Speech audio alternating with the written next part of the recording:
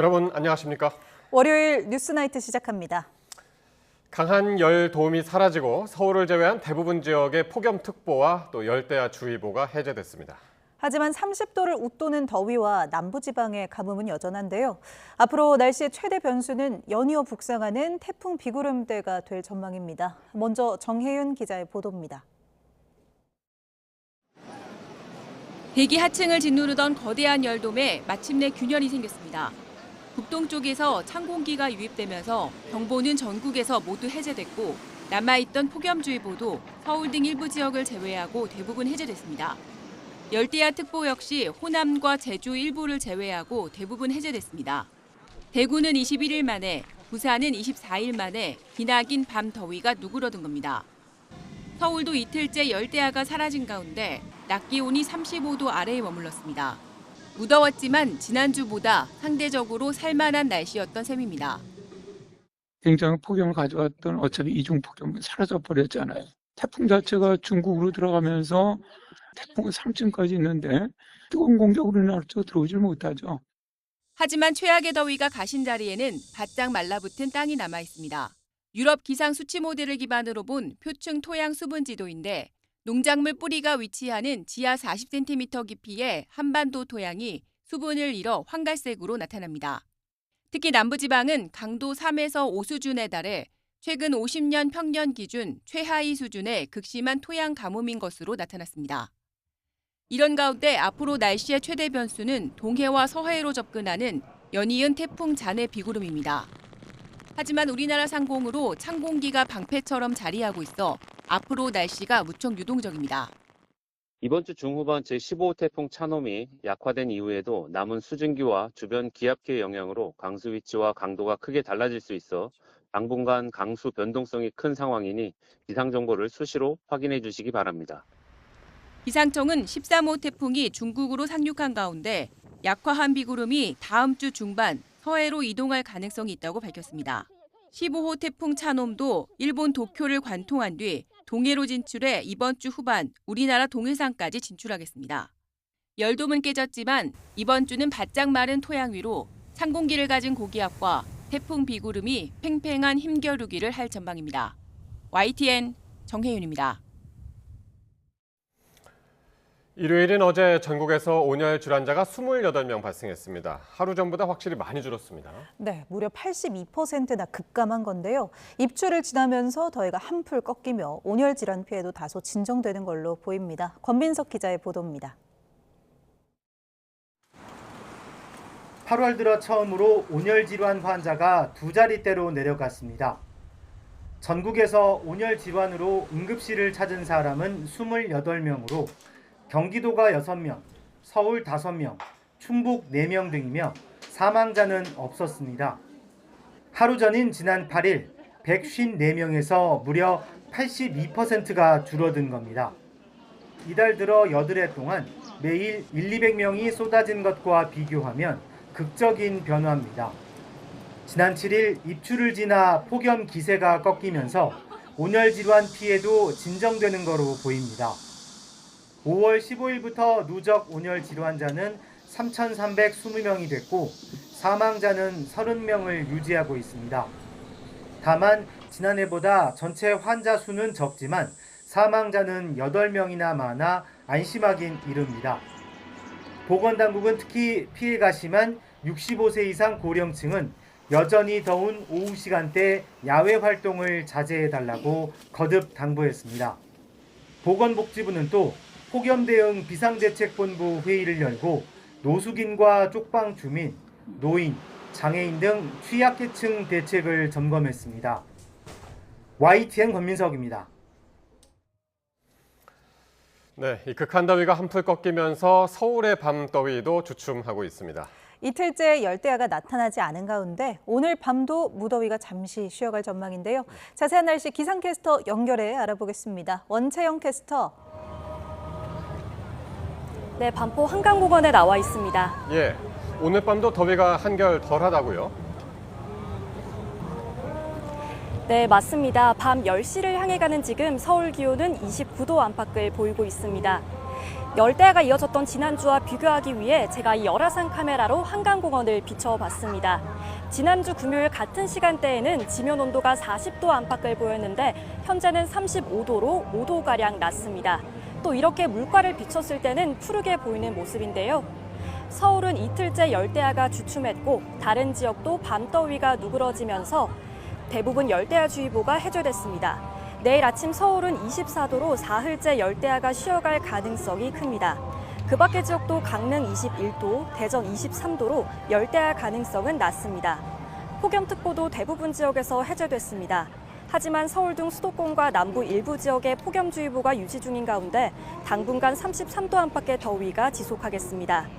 내일 한낮 기온 서울과 전남, 광주 34도, 부산 31도까지 오르겠습니다. 당분간 내륙에서는 33도 안팎의 무더위가 이어지겠고요. 이번 주 동해안 지역에서는 비가 자주 내릴 전망입니다. 우리나라는 태풍의 간접 영향으로 인해 주 후반과 다음 주의 날씨가 무척 유동적일 것으로 보입니다. 해안가에서는 너울성 파도가 높게 일겠는데요. 순식간에 갯바위나 방파제를 덮칠 수 있는 만큼 해안가 접근은 자제하는 것이 좋겠습니다. 지금까지 반포 한강공원에서 YTN 원채영입니다. 이재명 대통령이 4,700조 원 규모의 반도체 3대 메가 프로젝트 진행 상황을 점검하는 회의를 열었습니다. 호남 반도체 공장이 들어설 광주 군공항 부지에 대해선 2028년까지 일부 기능을 임시 이전해 조기 착공이 가능하도록 하라고 지시했습니다. 홍민기 기자의 보도입니다. 지난달 첫 회의 한 달여 만에 다시 열린 메가 프로젝트 민관 합동 점검 회의.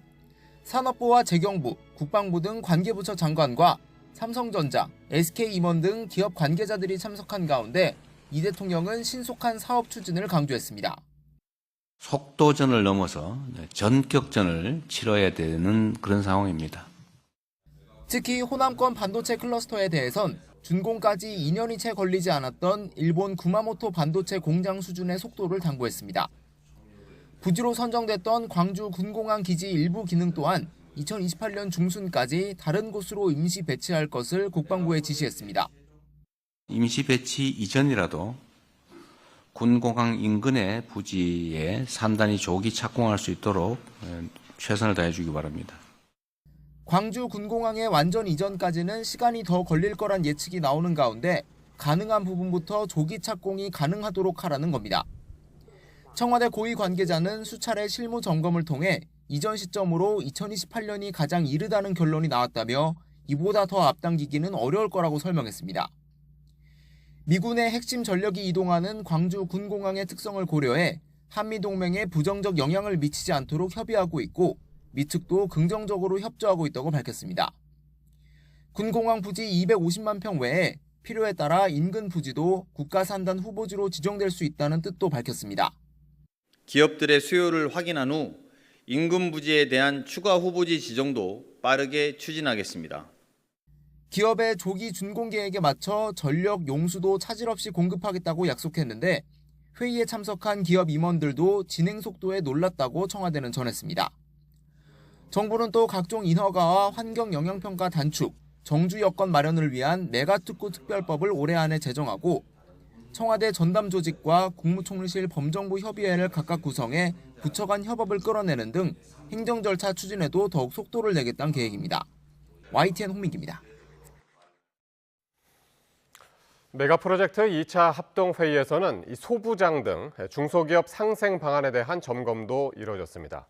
또 353조 원 규모의 충청권과 영남권 투자 프로젝트는 올해 착공을 시작한다고 밝혔습니다. 이어서 정인용 기자입니다. 이재명 대통령은 메가 프로젝트 합동회의 모두 발언에서 공동체 전체의 역량으로 거둔 성과가 특정 지역이나 기업에 집중돼선 안 된다며 사업 초반부터 관련 생태계 전반에 대한 지원이 필요하다고 강조했습니다. 투자가 이루어지고 공장을 지어버린 뒤에는 이미 늦습니다. 프로젝트 초반부터 모두의 성장을 만들 방안을 고민해야 되겠습니다. 이에 따라 회의에선 대중소기업이 함께 반도체 기술 개발부터 실증 양산까지 협력하는 함께 성장 프로젝트를 향후 10년간 1조 원 규모로 추진하고 수출 소부장 기업의 자금난 해소를 위해 상생 무역금융 5조 원을 공급하기로 했습니다. 투자 성과가 참여 기업 전반으로 골고루 확산되도록 하겠다는 겁니다. 또한 반도체 분야 유망 소부장 기업과 팹리스에 집중 투자하는 약 5조 원 규모의 반도체 신규 펀드도 조성하기로 하였습니다. 영남 충청권의 메가 프로젝트 진행 상황도 점검했습니다. 8개 기업 392조 원의 투자를 계획한 충청권에선 6개 기업 246조 원 규모의 프로젝트가, 12개 기업 총 312조 원의 투자 계획을 발표했던 영남권에서는 8개 기업 107조 원 규모의 프로젝트가 올해 중 착공이나 설비 증설을 시작합니다. 전국 메가 프로젝트 추진과 맞물려 메가특구 특별법의 핵심 쟁점으로 떠오른 연구인력 주 52시간 제도 특례 조항 문제와 관련해서도 청와대 고위 관계자는 입장을 밝혔습니다. 노동계의 동의가 있을 때 가능한 문제인 만큼 숙고의 시간을 가지고 있다고 전했습니다. YTN 정인용입니다. 정부가 부동산 세제 개편안을 입법 예고한 지 엿새 만에 이 관련 법안에 대한 국민 입법 의견이 5천 건이 넘었습니다. 특히 비거주 1주택에 대한 증세를 멈춰달라, 또 부득이한 사유로 거주하지 못한 경우를 실거주로 폭넓게 인정해달라는 요구가 빗발치고 있습니다. 이승은 기자가 보도합니다. 법제처 국민참여입법센터 홈페이지입니다. 지난 4일 입법 예고한 종합부동산세법 개정안에 엿새 만에 3천 건이 넘는 의견이 접수됐습니다. 양도소득세 개편이 담긴 소득세법과 조세특례 제한법 개정안에도 모두 2천 건이 넘는 의견이 달렸습니다. 찬성도 있지만 대부분 반대 의견, 보완해달라는 의견입니다. 특히 비거주 1주택자들의 원성이 높습니다. 한 국가직 공무원은 어떻게 발령 날 때마다 집을 사라는 것이냐며 글을 올렸고, 장애가 있는 아이 학교 때문에 비거주한 학부모도 부당하다는 의견을 달았습니다. 또 노모를 모시기 위해 비거주한 며느리도 실거주로 인정해달라는 글을 올렸습니다. 현재 정부안은 1주택자가 1년 이상 계속해 거주 중인 주택에서 취약이나 전학, 직장, 해외 체류, 부모 봉양 등 부득이한 사유로 비거주한 경우 거주로 인정하지만 다른 시군에 살았을 경우라는 조건이 있고 최장 3년까지만 인정해줍니다. 주택법에 따른 리모델링 공사 때문에 장기 이주한 경우에도 재건축, 재개발처럼 거주 기간을 일부 인정해달라는 의견도 있습니다. 양도소득세 공제 한도 신설과 비수도권 이주 시 양도세 감면과 관련해서도 평생 집 한 채로 산 뒤 팔아 노후 생활비를 마련하려는 고용층을 지역으로 내모는 것이라며 법을 소급 적용하지 말라는 의견도 있습니다. 정부는 여론을 수렴해 비거주 예외 요건은 시행령에서 구체화하겠다고 밝혔습니다. 이거는 불가피하네. 이렇게 하면은 최대한 하여튼 그 부분에 대해서는 국민들의 입장에 서서 저희들이 보려고 하고 있고, 법이 통과되고 나면은 시행령 개정안에서 또 국민들 의견을 듣고 해서 최대한 신축적으로 검토할 예정으로 있습니다. 여당 내에서도 비거주 1주택에 대해서는 수정이 불가피하다는 의견이 나오고 있습니다. 1주택 비거주와 관련한 혜택이 축소되는 부분에 대한 부분들, 또 뭐 다양한 부분에 대해서도 의견 수렴을 계속 가지고 있다, 이렇게 보시면 좋을 것 같습니다. 정부는 세법 개정안에 대해 오는 20일까지 입법 예고한 뒤 다음 달 1일 국무회의를 거쳐 3일 이전에 정기국회에 제출할 예정입니다. 기존 가입자의 선택을 제한한 개인 종합자산관리계좌 ISA도 반발이 일자 재검토에 들어갔고, 주가 누르기 방지법은 느슨하다는 지적에 다시 들여다보고 있습니다. YTN 이승은입니다.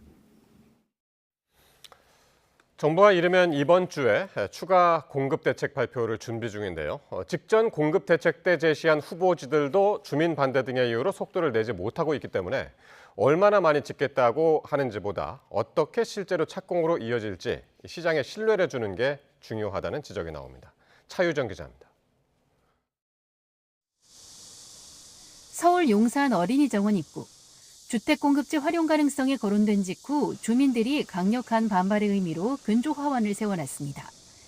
용산구 주민으로서 나는 찬성하지 않습니다. 그 이유는 원래 그 용산구가 역사적으로 상당히 의미가 있는 곳이고, 또 겨우겨우 마련한 이런 녹지 공간을 아파트를 만들어서 임대주택을 만들겠다. 이거는 너무 생각이 좀 얕은 것 같아요. 서울시는 일부라도 주택 공급 용도로 쓸 수 없다며 반대 입장을 분명히 했습니다. 학교나 공공기관 같은 국공유지 활용, 강남권 그린벨트 해제 등 여러 방안이 추가 주택 공급 대책으로 거론되는 가운데 반발이 벌써부터 만만치 않습니다. 서울에서 최대한 활용할 수 있는 부지를 찾는 방향으로 논의가 진행되고 있지만 역시 이번에도 지자체 협력과 주민 설득이 관건이 될 것으로 보입니다. 관할 지자체가 도시개발과 기반시설을 총괄하는 만큼 협의가 핵심적이기 때문 129 대책 핵심인 경마장 부지는 과천시가 기반시설 부담 등을 이유로 반대하며 지연되고 있습니다. 국토부가 핵심지 그린벨트 해제를 위한 선행 절차의 속도를 내고는 있지만 향후 교통 문제 해결이나 기반시설 조성 같은 계획 전반에 걸친 지자체 협의는 필수적입니다. 태릉시시는 교통 혼잡을 우려한 주민 반대가 여전하며 강남권 알짜 공급지인 서리풀지구는 주민들이 지구 지정 취소, 행정소송을 제기하며 갈등이 이어지고 있습니다. 공식적으로는 저희 주민들에게 어떠한 자리를 마련한 적도 없었기 때문에 그런 발표들이 정말 형식적인 걸로만 저희는 느껴지고 있는 상황이어서 추가 공급 대책 발표가 임박한 가운데 신규 공급 목표 수치를 대폭 늘리기보단 계획된 물량이 실제 착공과 입주로 이어질 수 있도록 실행력을 높이는 방안에 중점을 둬야 한다는 목소리가 높습니다. YTN 차유정입니다. 6.3 지방선거 당시 일부 투표소에서 현장 취합 투표자 수와 최종 투표자 수가 많게는 수백 명가량 차이가 난 것으로 드러났습니다. 투표 종료 이후 통계 조작 가능성을 제기하는 목소리가 나오는 가운데 검경 합수본도 관련 내용을 들여다보고 있습니다. 우종훈 기자의 보도입니다. 6.3 지방선거 당시 투표 마감 시각에 임박해 현장에서 집계된 투표자 숫자가 최종 단계에서 수백 명씩 줄거나 늘어난 거로 파악됐습니다. 100명 이상의 오차가 발생한 지역만 전국 3,500여 곳 투표소 가운데 29곳에 달합니다. 서울과 경기, 부산과 전북 등 지역 구분 없이 곳곳에서 발생했습니다. 경기 안성 공도읍 일부 투표소는 오후 6시 기준 2,100여 명이던 투표자가 최종적으로 611명이나 감소했고 서울 관악구 삼성동에서도 381명이 줄었습니다. 반대로 최종 투표자 수가 증가한 곳도 있었습니다. 부산 수영구 광안 1동은 현장에서 파악한 것보다 785명이, 투표지 부족 사태가 발생한 서울 강남구 개포 2동과 송파구 가락 2동은 각각 147명, 98명이 늘었습니다. 선관위 통계 조작 의혹을 들여다보는 검경 합동수사본부도 압수수색 과정에서 관련 자료를 확보해 수사하고 있습니다. 다만 아직 관계자 입건이나 추가 강제 수사는 진행하지 않은 거로 파악됐습니다. 통계가 수정되는 과정에서의 고의성, 위법성 등 추가 입증이 필요하기 때문입니다. 낮 시간대 실시간 투표율 임의 조작의 경우 그에 앞서 중앙선관위 관계자가 일종의 조작 지침을 시도선관위에 전파한 바 있습니다. 투표 통계 조작 의혹이 전방위로 확산하는 가운데 합수본은 선거 종료 이후 선관위가 시스템에 재접속한 내역을 파악해 허위 입력이나 조작이 있었는지 확인할 방침입니다. YTN 우종훈입니다. 국회 국조특위 세 번째 청문회에 불려나온 선관위 간부들이 최근 잇따라 문제가 된 투표자 수 오입력 논란에 단체로 사과했습니다. 다만 고의로 조작한 것도 득표 결과에 영향을 준 것도 아니라고 해명했는데 여야는 재검표 일정을 놓고 공방만 벌이다 회의를 반쪽짜리로 끝냈습니다. 송재인 기자입니다. 3차 청문회 시작 5시간 만에 겨우 입을 뗀 선관위 전현직 간부들은 최근 쏟아진 투표율 허위 입력 논란에 고개부터 숙였습니다. 국민들에 대해서 진심으로 송구하게 생각을 하고 다시는 그런 일이 있으면 안 될 것이다라고 생각을 합니다. 다만 잘못 입력하고 자료를 빠뜨린 건 아날로그 방식으로 집계하다 보니 노출된 한계일 뿐 고의를 갖고 조작한 건 아니라고 주장했습니다. 무엇보다 투표율 오입력 문제가 득표 결과 조작, 부정선거로 이어질 순 없다고 강조했습니다. 표 결과 이거 갖고는 전혀 별개의 문제다. 득표는 각 당의 참관인 후보자들 또 그 관계인자들이 모두 입회해서 확실하게 검증이 된 그런 수치다. 개선 방안도 보고했습니다. 기존 전수조사 방식이 아닌 표본조사를 진행하고 시간대별 투표율도 기존 1시간에서 2시간 간격으로 조정하는 방안을 내놨습니다. 하지만 이에 대한 검증은 야당만 참석한 채 반쪽으로 진행됐습니다. 오는 18일로 잠정 합의했던 올림픽공원 개표소 투표용지 재검표 일정을 두고 여야가 종일 공방을 벌이며 회의가 멈췄고 합의가 끝내 불발되면서 국민의힘만 청문회를 이어간 겁니다. 8월 18일 도저히 못 받겠다면 24일이든 25일이든 6일이든 좋습니다. 8월 중으로 올림픽공원 공개 재검증 날짜를 잡읍시다. 8월 18일 날 안까지는 임명을 하게 된다고요. 그 임명된 특검과 같이 날짜를 맞춰서 공개 검증을 하자는 게 왜 잘못된 이야기입니까? 국조특위 활동 기간을 한 달 연장한 뒤에도 여야가 회의 시간 대부분을 공방으로 흘려보내면서 사태 규명과 선거관리 개혁이라는 본래 취지는 흐려진 것 아니냐는 지적이 나옵니다. YTN 송재인입니다. 네, 조금 전 들어온 속보 전해드립니다. 콜롬비아에서 규모 7.4의 지진이 발생했다는 속보가 들어왔습니다. 유럽 지중해 지진센터가 조금 전 콜롬비아에서 규모 7.4의 지진이 발생했다고 밝혔는데요. 콜롬비아의 수도 보고타에서도 진동이 감지됐고 아직 정확한 피해 상황은 집계되지 않았습니다. 관련 소식은 이어지는 뉴스에서 한 번 더 전해드리도록 하겠습니다. 네, 다음 소식입니다. 연일 약세를 보이던 코스피가 3거래일 만에 0.7% 소폭 반등했습니다.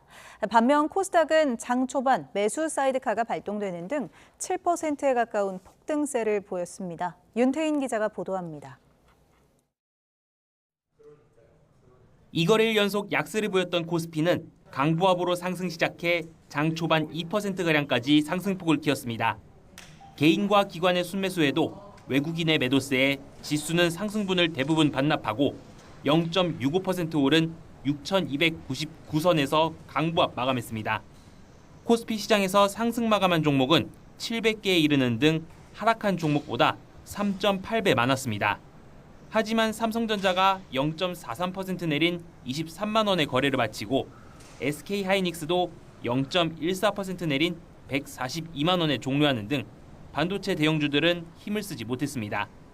7월 말에 폭등했던 거에 대한 아직 뭐 차익 실현 욕구도 있는 것 같고 비주도주들, 비반도체 쪽들 여기에 대해서 지금 다들 순환매 로테이션 수요들이 더 많은 것 같아요. 반면 1%대 상승 출발한 코스닥은 장 초반부터 급등세를 보이며 시장에 매수 사이드카가 발동되는 등 코스피와 다른 모습을 보였습니다.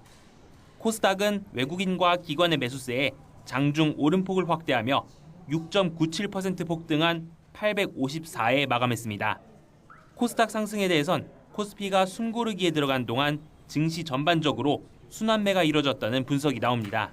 가격 부담이 덜한 쪽으로 움직이게 되는 과정 속에서 코스닥 시장을 대표하는 바이오 업종 쪽으로 투자자 관심이 옮겨졌다라고 봐야 될 것 같고요.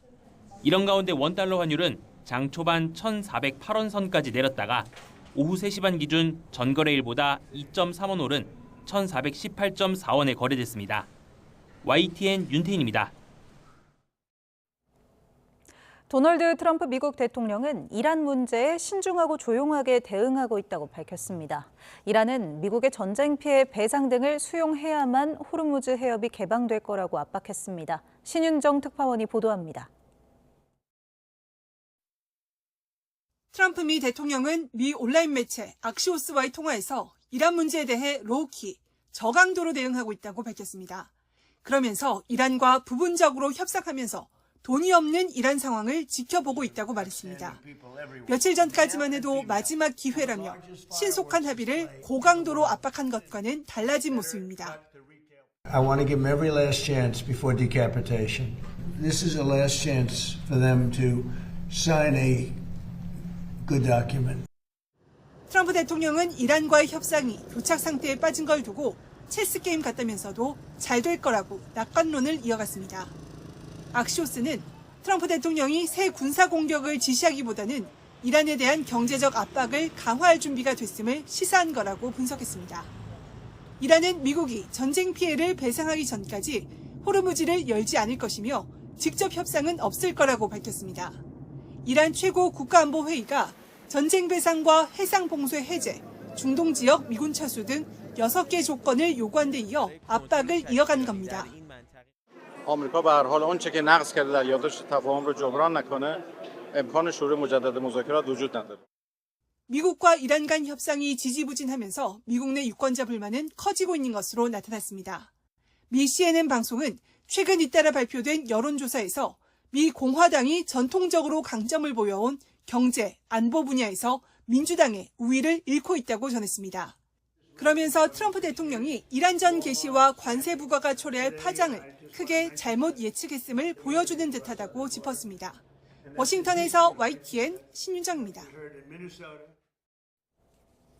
이란 매체가 최고 지도자 모즈타바 하메네이의 새로운 모습이라고 게시한 동영상이 이미 3월에 공개됐던 영상의 일부인 것으로 확인됐습니다. 최고 지도자 위독설을 불식하려는 의도로 보이는데 새 안보수장에는 초강경파로 불리는 모즈타바의 측근이 임명됐습니다. 신호 기자가 보도합니다. 이란 반관영 매체가 모즈타바 하메네이의 새로운 모습이라며 지난 8일 게시한 10초짜리 영상입니다. 언제 어디서 촬영됐는지는 나오지 않았는데 이란 매체들의 홈페이지를 확인해 봤더니 3월에 여러 매체가 게시한 1분 18초짜리 영상의 일부였습니다. 각도만 조금 다를 뿐 모즈타바 하메네이는 물론 앞에 앉은 사람들의 얼굴과 옷차림도 같았습니다. سید مجتبی خامنه‌ای بی آنکه در پی توجیه ناصواب‌ها باشد با شاگردانش چنان بحث و تبادل نظر می‌کند که گویی اشکال و قلت و انقلت نفس درس است. 해당 매체는 이미 공개된 최고 지도자의 영상을 이 시점에 다시 게시한 이유를 설명하지 않았습니다. 이란 당국은 앞으로 모즈타바가 대중 앞에 나서거나 군 지휘관들을 만나는 모습도 공개할 예정이라고 밝혔습니다. 이란 매체들은 모즈타바와 페제스키안 대통령이 만나 군사 경제 현안을 논의했다고도 보도하는 등 최고 지도자의 동정 관련 기사가 부쩍 늘었습니다. امکان ارتباط با ایشون الان خیلی سخته.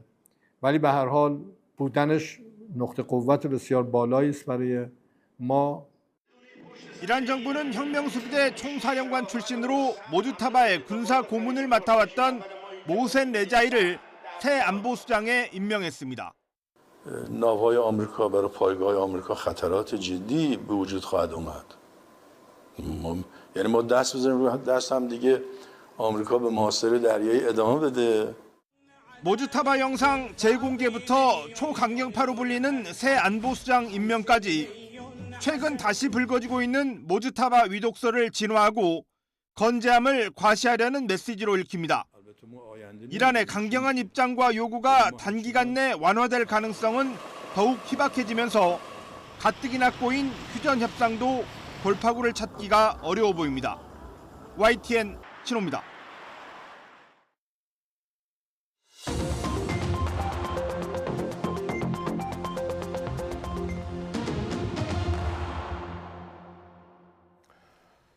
정치권 관심 뉴스 짚어보는 포커스 나이트 시간입니다. 오늘은 임세은 전 청와대 부대변인, 정광재 동현정치연구소장 나오셨습니다. 어서 오십시오. 네, 안녕하세요. 네, 여야가 부동산 정책을 두고 공방을 계속 이어가고 있습니다. 민주당 황희 의원이 제안했던 버스하우스 이슈도 가라앉지 않고 있는데요. 관련 발언 듣고 오겠습니다.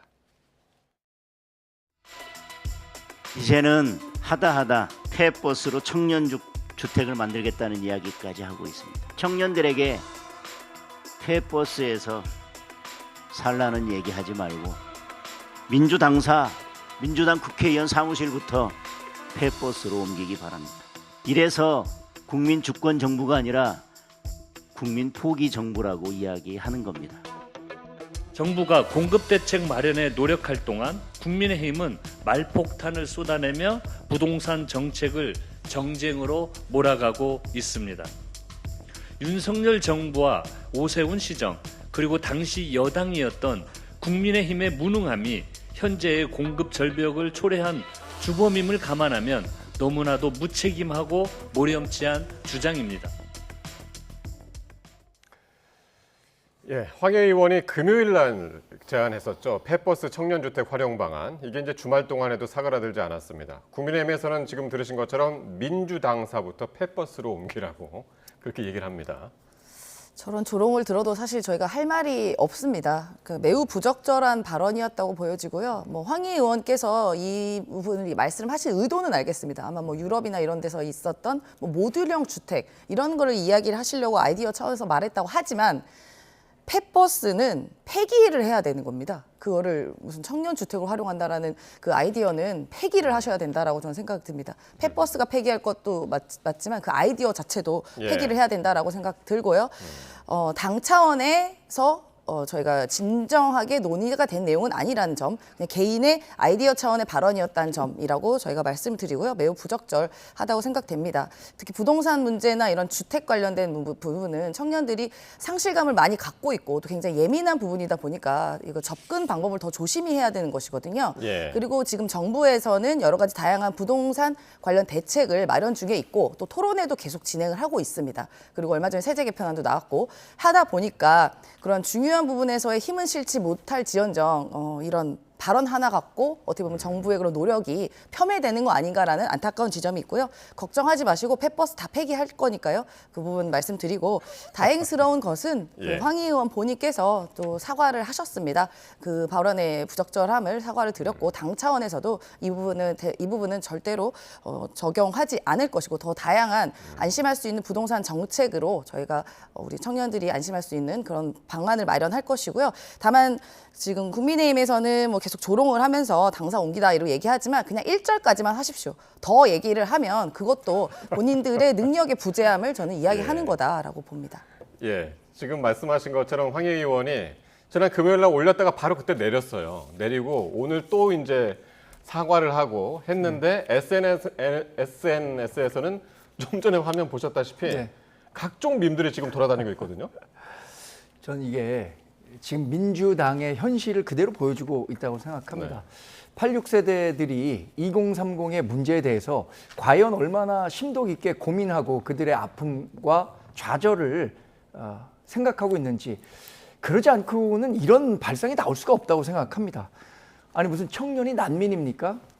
저희 예전에 봤던 영화 중에 트랜스포머라는 영화를 보면 버스에 사는 그 아이들 이런 사람들이 정말 난민처럼 활동하는 것들을 보곤 했었는데 이런 발상을 어떻게 했는지 참 궁금합니다. 명백한 망언이고요. 황 의원이 삼선 의원입니다. 문화부 장관 인사청문회 당시에 자제분이 아마 연간 4,200만 원인가 해당하는 학비를 내고 외국인 학교에 다닌다. 이런 것까지 공개가 됐는데 지금 이 논란으로 파묘되고 있는 거잖아요. 저는 이번에 본인이 사과를 할 것이 아니라 사과 메시지와 함께 이제 삼선 의원쯤 했으면 이에 대한 정치적 책임을 지고 다음 총선에 불출마하겠다라는 정도의 메시지를 냈더라면 진정성을 어느 정도 인식할 수 있었을 텐데 그러지 않고 그냥 SNS에 사과한다. 이거 정말 아이디어 차원이다. 이 정도 얘기만 해서는 본인은 물론이고 민주당에 엄청난 짐을 지울 수밖에 없다고 생각하고요.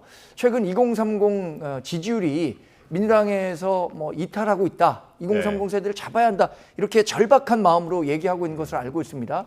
이런 분들이 계속 정치하면 잡히겠습니까? 요즘 워낙 그 AI 능력이 좋아가지고 정말 진짜 같은 지금 생성 이미지들이 인터넷에서 보면은 아주 많이 볼 수가 있습니다. 민주당은 이거 해프닝으로 좀 봐달라 이렇게 이야기를 하는데 모르겠습니다. 이게 성남 민심을 잠재울 수 있을까 모르겠어요. 그렇습니다. 그래서 지금 사실 저희가 좀 진정성 있게 그 부동산 정책에 대해서 다가가고 있고 실제로 많은 토론 자리를 만들고 있거든요. 특히 청년들의 이런 그 주택 문제에 대해서도 굉장히 심각하게 생각하고 있는 와중에서 발생한 일이다 보니까 조금 더 조심했어야 되는 발언이다라고 봅니다. 그러니까 이 발언이라는 것은 정치인의 발언은 TPO라는 게 굉장히 중요한데 사실 이번에 황희 의원의 발언은 TPO가 하나도 맞는 게 없었습니다. 그래서 더 비난을 받는 것이고요. 저희가 시간, 장소, 상황 그렇죠. 그 아무것도 이제 맞는 게 없었죠. 그래서 비판을 받는 건데 일단 저희가 다시 한번 말씀드리는 것은 이러한 정책은 실현 가능성도 전혀 없고 검토된 바도 없고 앞으로 발생할 일도 없고 이런 아이디어는 다 저희가 폐기 처리를 할 거니까요. 앞으로 나와 있는 부동산 정책에서 우리 청년들의 이런 성남 민심을 잠재울 수 있는 좀 진정성 있고 공감할 수 있는 그런 다양한 의견들을 듣고 또 정책으로 만들어내기 위해 노력을 하겠습니다. 이르면 13일쯤에 나온다고 그러던데요. 그 정부의 주택 공급 대책. 여기엔 어떤 것들이 또 담겨 있을까요?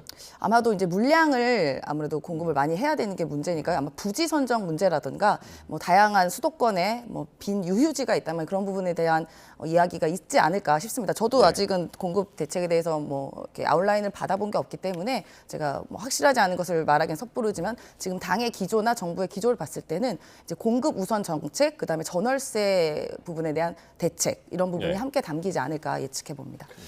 주택 공급 정책과 관련해선 지금 민주당과 이재명 정권이 갖고 있는 접근 방법이 틀렸기 때문에 이거 완전히 폐기하지 않고는 시장에 어떠한 신뢰도 줄 수 없을 겁니다.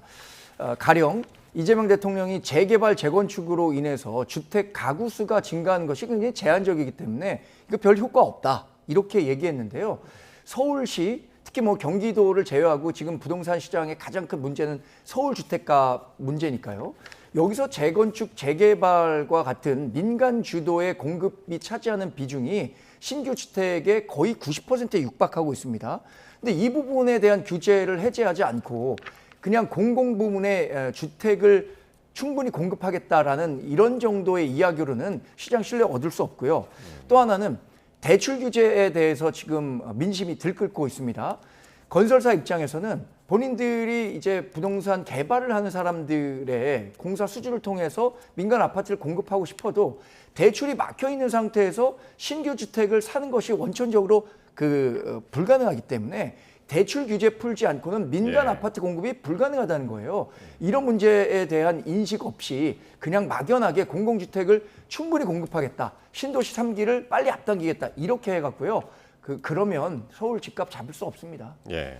공급 부지가 어디냐, 그리고 금융대출은 어느 선까지 또 이제 누구한테 혜택이 돌아가느냐, 이 부분 상당히 이제 주의 깊게 봐야 할 것 같은데요.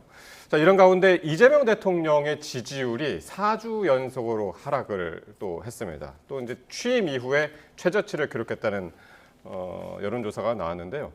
이번 8월 첫째 주가 부정적인 답변이 53%였고요. 긍정 답변이 43.3%였습니다. 거의 10%포인트 차이로 벌어졌단 말이죠. 예. 원인은 어디에 있을까요? 다양한 원인이 있을 수 있겠고 굉장히 뼈 아픈 지점입니다. 대통령 임기 초반에 49.4%로 당선이 된 이후에 이제 1년간 여러 가지 국정 운영의 효능감을 국민께서 알아주신 덕분에 지방선거 전까지는 약 70% 가까운 여론조사까지 기록을 했거든요. 근데 이제 지방선거가 민주당에 완벽하게 승리를 하지 못한 그런 실망의 지점과 더불어서 뭐 ETF 논란이라던가 그다음에 흔들리는 그 변동성 높은 주식시장, 그다음에 이번 부동산 논란까지 겹치는 바람에 그런 게 좀 증폭됐다라고 저희는 보고 있고요. 특히나 지금 보시면 모든 거의 뉴스나 이런 토론, 정치 토론 시사 프로에 저희 민주당의 전당대회에 대한 뉴스가 거의 대부분을 차지합니다. 앞 단위에서. 그런데 그 안에는 당연히 전당대회가 진행하다 보면 당연히 치열한 경쟁이 있다 보니까 여러 가지 뭐 경쟁적인 발언이라든가 말이 차지하다 보면 그게 부정 여론으로 또 증폭될 수도 있거든요. 특히나 정치 고관여층이 아닌 일반 중도 입장에서 봤을 때는 자꾸 싸우는 것 같이 보이는 모습이 민주당뿐만 아니라 대통령 지지율까지 같이 끌어내리는 양상을 보이고 있다라고 봅니다. 그래서 저희가 이걸 깊숙이 엄중하고 굉장히 무겁게 이 여론을 받아들이고 또 민주당 전당대회가 마치고 나면 새로 당이 정비가 되고 나면 국정 운영과 함께 발맞춰서 다시 올릴 수 있는 여러 가지 정책과 그런 방향을 만들어 보도록 노력하도록 하겠습니다. 민주당 전당대회 말씀하셨는데, 근데 이제 당 지지율은 거의 많이 변동이 없단 말이에요. 근데 특히 이제 대통령 지지율이 많이 떨어져가지고. 지금 같은 조사의 여론조사 보면요. 민주당 정당 지지율이 44.6%를 기록해서 전주와 말씀하신 것처럼 큰 차이가 없습니다. 근데 이재명 대통령의 국정 지지율만 큰 폭으로 하락한 거예요. 그래서 이 같은 조사에서 이재명 대통령의 국정 지지율보다 당 지지율이 높은 경우가 취임 후 처음입니다. 그러니까 이재명 대통령의 국정과 관련해서는 그만큼 실망한 사람이 크게 늘었다 이렇게 봐야 되고요. 민주당 지지율은 최근에 이 민주당 전당대회가 이게 진행되고 있기 때문에 민주당 지지자들이 적극적으로 이 여론조사에 응하고 있어요. 그래서 상당한 고공행진을 보이고 있는데 이 같은 현상이 오랫동안 지속된다면 그동안에는 이제 정부 쪽에 훨씬 더 이 정책의 그립이 강해졌었는데 민주당 쪽으로 권력의 추가 급격히 옮겨간 것 아니냐라고까지 예상해 볼 수 있을 것 같습니다. 지난 1년 동안의 이재명 대통령의 국정 지지율은 사실 개헌부터 탄핵 정국과 관련해서 당시 국정 공백 상태였기 때문에 그때와 비교해 보면 이재명 대통령의 국정과 관련해서 지지한 사람이 많았지만 지금은 이제 그 비교 대상이 1년 전에 이재명 대통령 이런 식으로 될 수밖에 없다고 생각합니다. 앞으로 이재명 대통령 국정 지지율 쉽게 끌어올리기가 어려울 것 같다는 생각이 들고 무엇보다 지난 1년간 이재명 대통령의 국정 지지율을 지탱했던 가장 큰 원인은 코스피의 급등이었어요. 근데 코스피가 지난 한 2개월간 이제 조정 국면을 보이면서 6천선까지 떨어지니까 이재명 대통령에 대한 정책적 뭐 효능감 이런 것들도 좀 하락한 측면이 있는 것 같습니다. 대통령 지지율이 워낙 변동폭이 크다 보니까 지금 이제 이게 전당대회까지 영향을 주는 것이 아니냐 뭐 이런 얘기까지 나오는데 한번 그럼 전당대회 한번 짚어보겠습니다. 어제 토요일, 일요일 민주당 2주차 순회 경선이 있었는데 여기서 이제 김민석 후보가 토요일, 일요일 모두 승리를 했습니다. 그럼에도 불구하고 2위 정청래 후보와는 표차가 그렇게 많이 안 나는 것 같아요. 1.48%포인트 이 정도 지금 차이가 벌어졌죠? 네, 그렇습니다. 예. 그러니까 그 정청래 후보에게 가장 유리했던 지역이 충청과 부울경이었거든요. 근데 여기서는 하나씩 주고받았죠. 충청은 김민석 후보의 승리로 나왔고 부울경 같은 경우는 정청래 후보가 이제 승리가 되면서 초접전이다라는 얘기가 나오고 있는데요. 주목해야 될 것은 이 제주와 인천입니다. 제주 같은 경우는 어떻게 보면 호남 민심의 약간 바로미터다.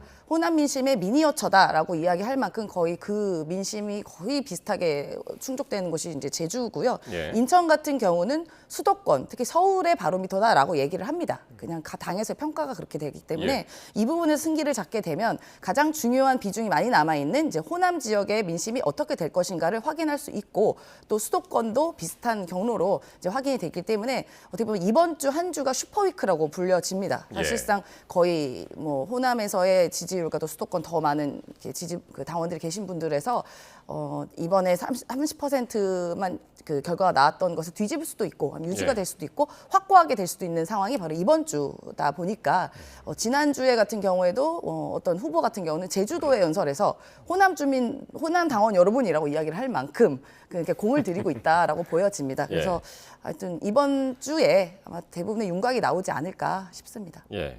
그러니까 지금 2주차가 지났고 이제 마지막 3주차가 남았는데 예. 오히려 당원은 훨씬 더 지금 많이 남았단 말이에요. 그렇죠. 예. 여러 지역에 경선을 한 것 같지만 네. 지금 민주당 전체 당원 152만 명인가 그런데 이 가운데 30%도 아직 투표를 안 한 거예요. 70% 이상이 호남과 서울, 경기에 있습니다. 그러니까 지금 상황만 놓고 보면 사실 굉장히 박빙처럼 보이지만 내용만 놓고 보면 김민석 후보가 상당한 우위를 점하고 있다 이렇게 봐야 될 것 같아요. 예. 왜냐하면 아직 그 투표가 이루어지지 않은 호남과 서울, 경기에서는 정청래 후보보다는 김민석 후보가 상당히 유리할 것이다라고 전망하는 분들이 많고요.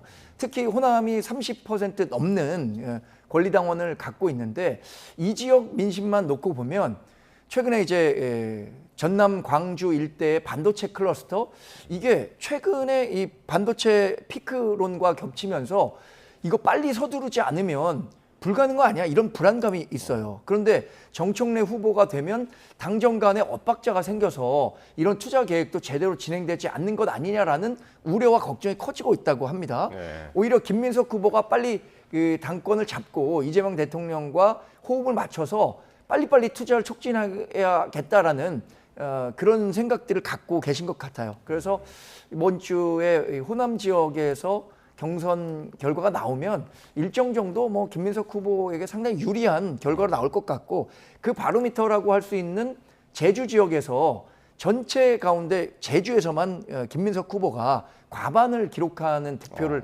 했었거든요. 예. 그게 좀 유의미한 신호다라고 볼 수도 있을 것 같습니다. 예. 두 분 말씀에 이제 공통점이 있는 것 같습니다. 또 이제 이번 주말을 슈퍼위크다 이렇게 이제 표현을 하셨는데 이 후보들도 호남하고 수도권 경선을 앞두고 당권 주자들 모두 이제 사활을 걸고 있습니다. 관련 발언 듣고 계속 말씀 나누겠습니다. 전국적인 추세는 제가 우위에 있다고 판단하고 있습니다. 정청래 후보께서 어떤 형식으로든 본인이 약자의 위치에 있다라고 말씀하시는 것은 겸손이 조금 지나치신 것이다.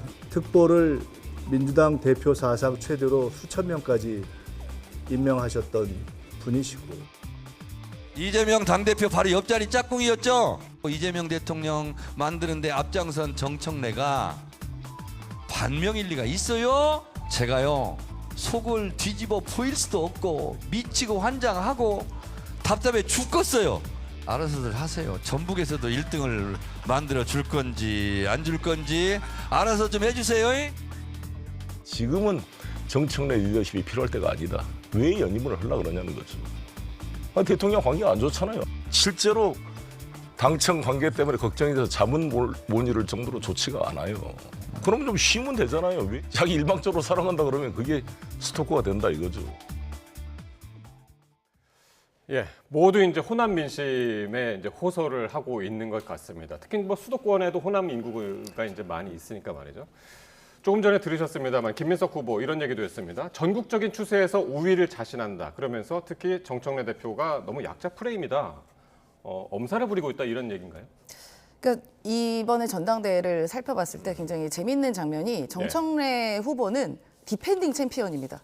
본인이 도전자가 아니에요. 그렇죠. 이미 이제 당대표를 얼마 전까지 하셨던 분이기 때문에 그걸 다시 이제 지켜야 되는 분인데 마치 도전자처럼 보여지는 모습이 있습니다. 그리고 이번에 그 선거 같은 경우에는 당대표를 뽑는 선거는 어떻게 보면 또 지난 1년간의 지도부에 대한 평가일 수도 있는 거예요. 그러면은 1년 동안 무슨 일을 했고 또 앞으로 내가 연임을 왜 해야 되는지는 정확한 답이 있어야 되는데 지금 말씀하시면 보면 아시겠지만 뭐 계속 과거가 이야기를 하고 노무현 대통령 얘기를 계속하고 하는 것들이 얼마나 소구력이 있을지는 이제 당원분들의 판단이시겠죠. 그러다 보니까 어떻게 보면은 약자 프레임이라고 좀 그렇지만 어쨌든 계속 이제 감정에 호소하고 계시거든요. 이제 그 부분을 지적을 한 거다라고 보고요. 또 정청래 대표 같은 경우는 거의 모든 언론과 방송 채널이 9대1이라고 얘기를 한다라고 하는데 그거는 어쩔 수 없이 숙명입니다. 본인이 당 대표였기 때문이에요. 그리고 또 다시 하려고 했기 때문에 그 부분에 대한 질문을 드리는 거거든요. 이거는 어쨌든 당원들께서 지난 연설과 토론회를 보고 현명한 판단을 하지 않을까 싶습니다. 네, 최민희 의원도 그랬고 정청래 대표도 그랬고 방송 패널들이 전부 김민석 편이다. 이제 이런 얘기들을 이제 주로 많이들 하는데 정청래 후보는 지난 토요일 날 있었던 강원도 정견 발표 때부터 어머니 도와주십시오라는 얘기를 하면서 호남 민심에 자꾸 그 이야기를 하는 강원에서 호남 얘기를 하더라고요. 아니 이게 그 민주당의 경선 룰 때문에 그래요. 해당 지역의 투표가 끝난 다음에 그 지역에 가서 연설을 합니다. 이미 투표가 끝났는데 그 지역 가서 연설을 해봤자 투표를 할 수도 없거든요. 근데 이 지역에서 하는 연설이 다음번 투표를 하는 지역 사람들이 듣고 투표를 하게 되기 때문에 어떻게 보면 굉장히 영리한 작전이기도 그렇죠. 했네요. 저는 사실 이 제도 자체가 좀 잘못 설계됐다고 보는데 아마 다음번에 당권 선거를 하게 되면은 이런 반성이 있어서 바뀔 가능성이 크다고 봅니다. 그런데 어쨌든 호남의 그 권리당원 비중이 압도적으로 높아요. 물론 서울, 경기에 더 많은 당원이 있지만 인구 대비로 본다면 호남 그 당원이 절대적이죠. 여기에서 승기를 잡지 않고는 역전이 불가능하다라고 생각할 것이기 때문에 호남 민심에 적극적으로 구애하고 있죠. 아마 특히 이 호남 중에서도 전북 민심에 기대는 바가 클 겁니다. 전남 광주에서는 반 정청래 정세도 일부 있는 것으로 알고 있습니다. 지난 6.3 지방선거 공천 과정에서. 그런데 전북에서는 본인과 아주 가까운 이원택 지사가 당선이 됐고 전북도 인구 대비 권리당원 비중이 굉장히 높습니다. 무려 19만 명이 있는 것으로 알고 있는데 전북에서 몰표를 받아서 호남에서 승기를 잡지 않고는 이번 당권 선거 이기기 어렵다라고 판단할 겁니다. 그런데 앞서 말씀드린 것처럼 이미 이재명 대통령을 비롯해서 친명들이 권리당원에 대해서 굉장히 공포 마케팅을 활발히 진행했어요. 이번에 정청래 민주당 대표가 되면 당정관계 삐걱거릴 수밖에 없다. 이런 위기감을 조성했기 때문에 호남에 있는 많은 분들이 전략적 투표 또 이해관계에 의한 투표 이런 성향들을 고려하면 선뜻 정청래 후보를 뽑을 수 있겠느냐라는 생각은 여전히 들고 있습니다. 정청래 후보 어머니 도와주십시오 이렇게 외쳤는데 오늘은 아버지 저 좀 지켜주세요라는 이야기도 했고 추미애 경기지사는 이 어머니 도와주십시오 여기에 댓글을 달았는데 어머니의 마음도 그럴 것입니다. 힘내라 이런 댓글을 달았습니다. 사실상 공개 지지를 했다 이렇게 봐도 되겠죠. 그러니까 어쨌든 광역단체장이시다 보니까 예. 사실상의 기계적인 정치적 중립을 해야 되는데도 불구하고 두 분의 뭐 친분 관계 때문에 그런지 모르겠지만 특정 후보에게 댓글을 남긴 상황이 있는데요. 그래서 박지원 의원도 이게 좀 부적절하다라고 얘기하신 거 아니겠습니까? 그러니까 사실 그렇게 보면 다 저희 당이 배출한 분들이잖아요. 광역단체장 분들이. 그분들도 특정 후보 지지하고 싶은 분들 많을 겁니다. 쭉 보시면 뭐 경기도지사뿐만 아니라 그러면 그분들도 본인이 응원하는 분에게 댓글 달면 괜찮은 건가요? 그러니까 그게 안 되잖아요. 특히나 대통령께서는 그 유일하게 당적을 갖고 계신 분이잖아요. 그러니까 대통령은 탈당 안 해서도 되니까. 그럼 대통령도 이 정치적 중립을 지켜야 되는 의무가 없다면 누군가의 댓글 남기고 싶지 않겠습니까? 하지 않는 거잖아요. 그러니까 그러니까 부적절하다는 얘기가 나오는 겁니다. 예, 알겠습니다. 당대표 얘기는 끊임이 없을 것 같아가지고 어쨌든 오늘 광주에서 이제 TV 토론회도 열리고 그것이 또 이제 영향을 또 많이 미칠 것 같은데 최고위원 선거 요 얘기를 좀 해보도록 하겠습니다. 지금까지 누적 득표 순위는 이렇습니다. 1등부터 얘기하자면 최민희, 박선원, 한민수, 서미화, 김용 여기까지가 커트라인이고요. 그 다음이 이성윤, 임미애, 김영호 요 순인데 어떻게 보세요? 지난 주말에 약간의 뭐 순위 변동이 있었습니다만은 전체 큰 순위는 변하지 않았어요, 그죠? 그렇죠. 예. 저는 뭐 최고위원 선거 결과와 관련해서 가장 큰 관심은 이른바 친명계 후보가 3명이 최고위원에 들어갈 것이냐 아니면 친청계 후보가 3명이 들어갈 것이냐 여기에 있다고 보는데 좀 전략적인 투표를 하고 있단 말이에요. 이른바 친청계 후보들에서. 그래서 최민희 의원을 수석 최고로 만들면서 동시에 이성윤 의원까지 5위 안에 들어서 3명을 넣겠다고 한 것 같은데 이 전략이 쉽게 먹히기 어려울 것 같아요. 지금 요 순위는 강원하고 대구 경북 바로 이제 어제 결과만 놓고 봤을 때 지금 잘 보시면 5위 자리가 바뀌었습니다. 맞습니다. 예, 어제 하루 동안에만 이성윤 후보가 5위를 했고요. 김용 후보가 6위. 그런데 이 차이도 아주 미묘합니다. 그렇죠? 맞습니다. 지금 5위 싸움이 참 대단한 겁니다. 그렇죠. 누적으로 보면 김용 후보가 이성윤 후보보다 1%포인트 정도 앞서고 있는데 결국에는 5위 안에 들어가느냐 안 들어가느냐가 중요할 것 같아요. 사실 수석 최고위원이 되느냐 안 되느냐 그거 똑같은 한 표입니다. 수석 최고라고 해서 더 큰 영향력을 갖지는 않기 때문에 친청계에서 최민희 후보에 대한 득표를 좀 줄이고 이성윤 후보에게 표를 나눠주는 식으로 조금 전략이 바뀐 것 아니냐라는 평가가 나오고 있습니다. 근데 결과적으로는 친명계 후보인 김용 후보가 서울 경기에서 선전하는 것을 바탕으로 해서 5위 안에 들어가지 않을까라고 저는 개인적으로 전망을 하고 그게 뭐 대체적인 여의도 정가의 공통적인 컨센서스인 것 같습니다. 그러니까 팀 정청래 여기에서는 이제 그런 전략을 쓴다고 지금 말씀하셨고 그런가 하면 김민석 후보가요. 김용 후보하고 라이브 방송을 하면서 힘을 싣고 있는 그런 장면도 있었습니다. 이게 상당히 이제 얼마 전까지 이제 보던 어디선가 봤는데 했던 것이 이재명 당대표 시절에 김민석 후보랑 그렇게 차 안에서 인터뷰도 하고 그랬었잖아요. 모든 후보랑 다 했습니다. 한 분 빼고 다 했고요. 그 효과를 좀 봤었죠, 김민석 후보가. 그렇죠. 이제 잼카 드라이브라고 그래가지고 이제 이재명 당시 대표 후보가 이제 최고위원 후보들을 옆에 차에 이동을 하면서 이제 저렇게 같이 방송을 했던 건데 당시에는 모든 후보와 다 함께 했었고요. 아까 말씀드린 것처럼 한 분 빼고 다 했고요.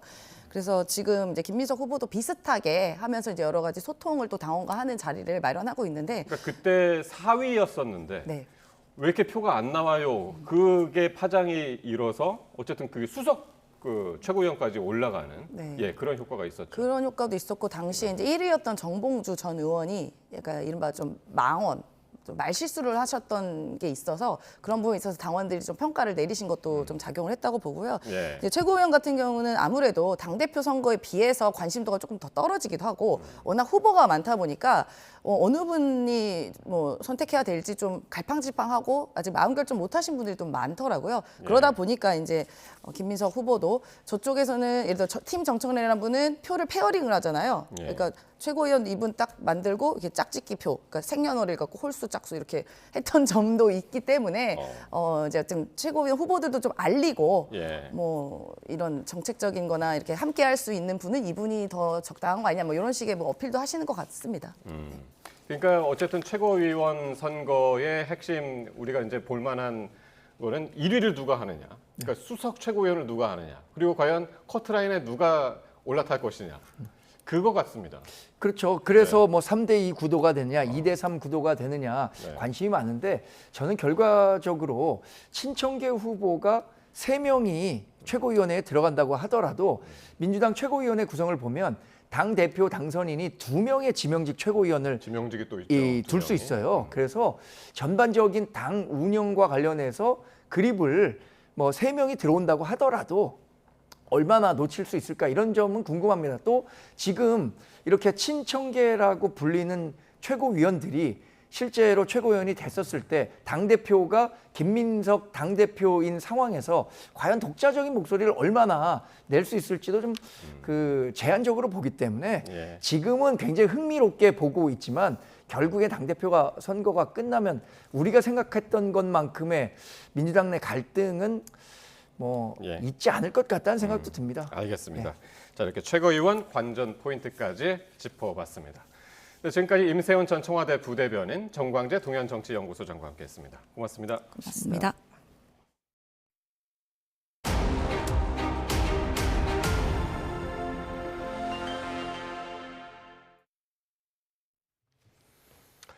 네, 일요일은 어제 전국에서 온열 질환자가 28명 발생한 걸로 집계됐습니다. 경기도가 6명으로 가장 많았고요. 서울 5명, 충북 4명 등이고 사망자는 없었습니다.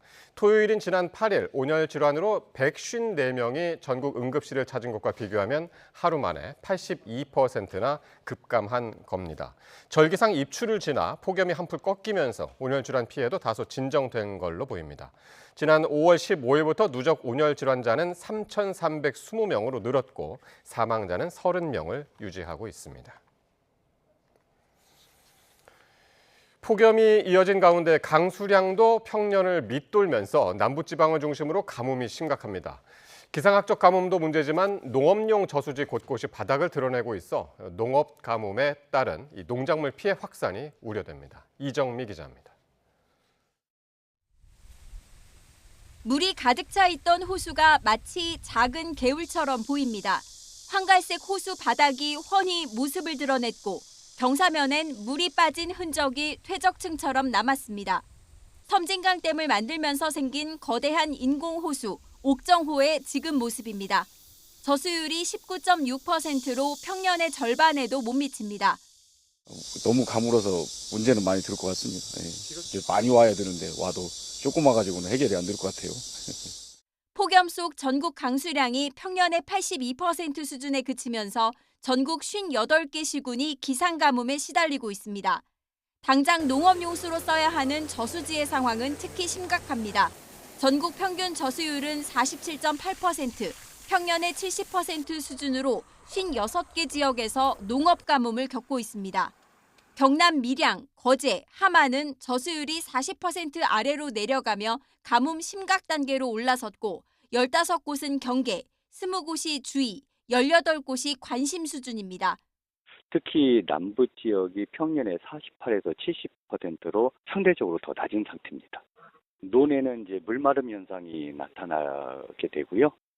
다목적댐 저수율은 그나마 안정적이라지만 운문댐과 밀양댐, 섬진강댐 등 남부 지역은 생활용수나 공업용수 저수율도 위태로운 상황입니다.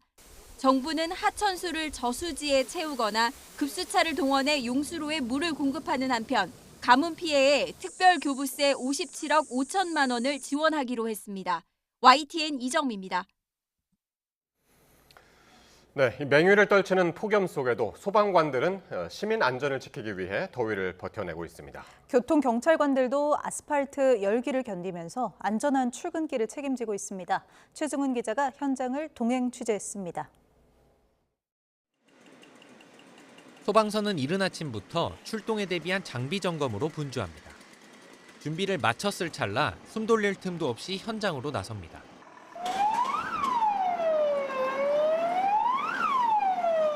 집안에 벌집이 있다는 주민 신고가 들어온 겁니다. 30분가량 말벌과 사투 끝에 벌집을 제거한 소방대원 옷은 온통 땀으로 젖었고 붉게 달아오른 얼굴도 쉽게 가라앉지 않습니다. 여름철에는 하루에 적게는 8건, 많게는 14건, 15건 이렇게 나가다 보니까 인당 3-4번씩은 이렇게 땀을 흘려야 하니까 조금 많이 힘든 부분이 있는 것 같습니다. 소방서 관내에 접수되는 벌집 제거 요청 신고는 하루 평균 80여 건꼴. 무거운 방화복을 걸친 채 뜨거운 화재에 뛰어들고 벌집 제거 현장까지 출동하다 보면 어느새 진이 빠져버립니다. 저도 벌집 제거복을 직접 입어보겠습니다.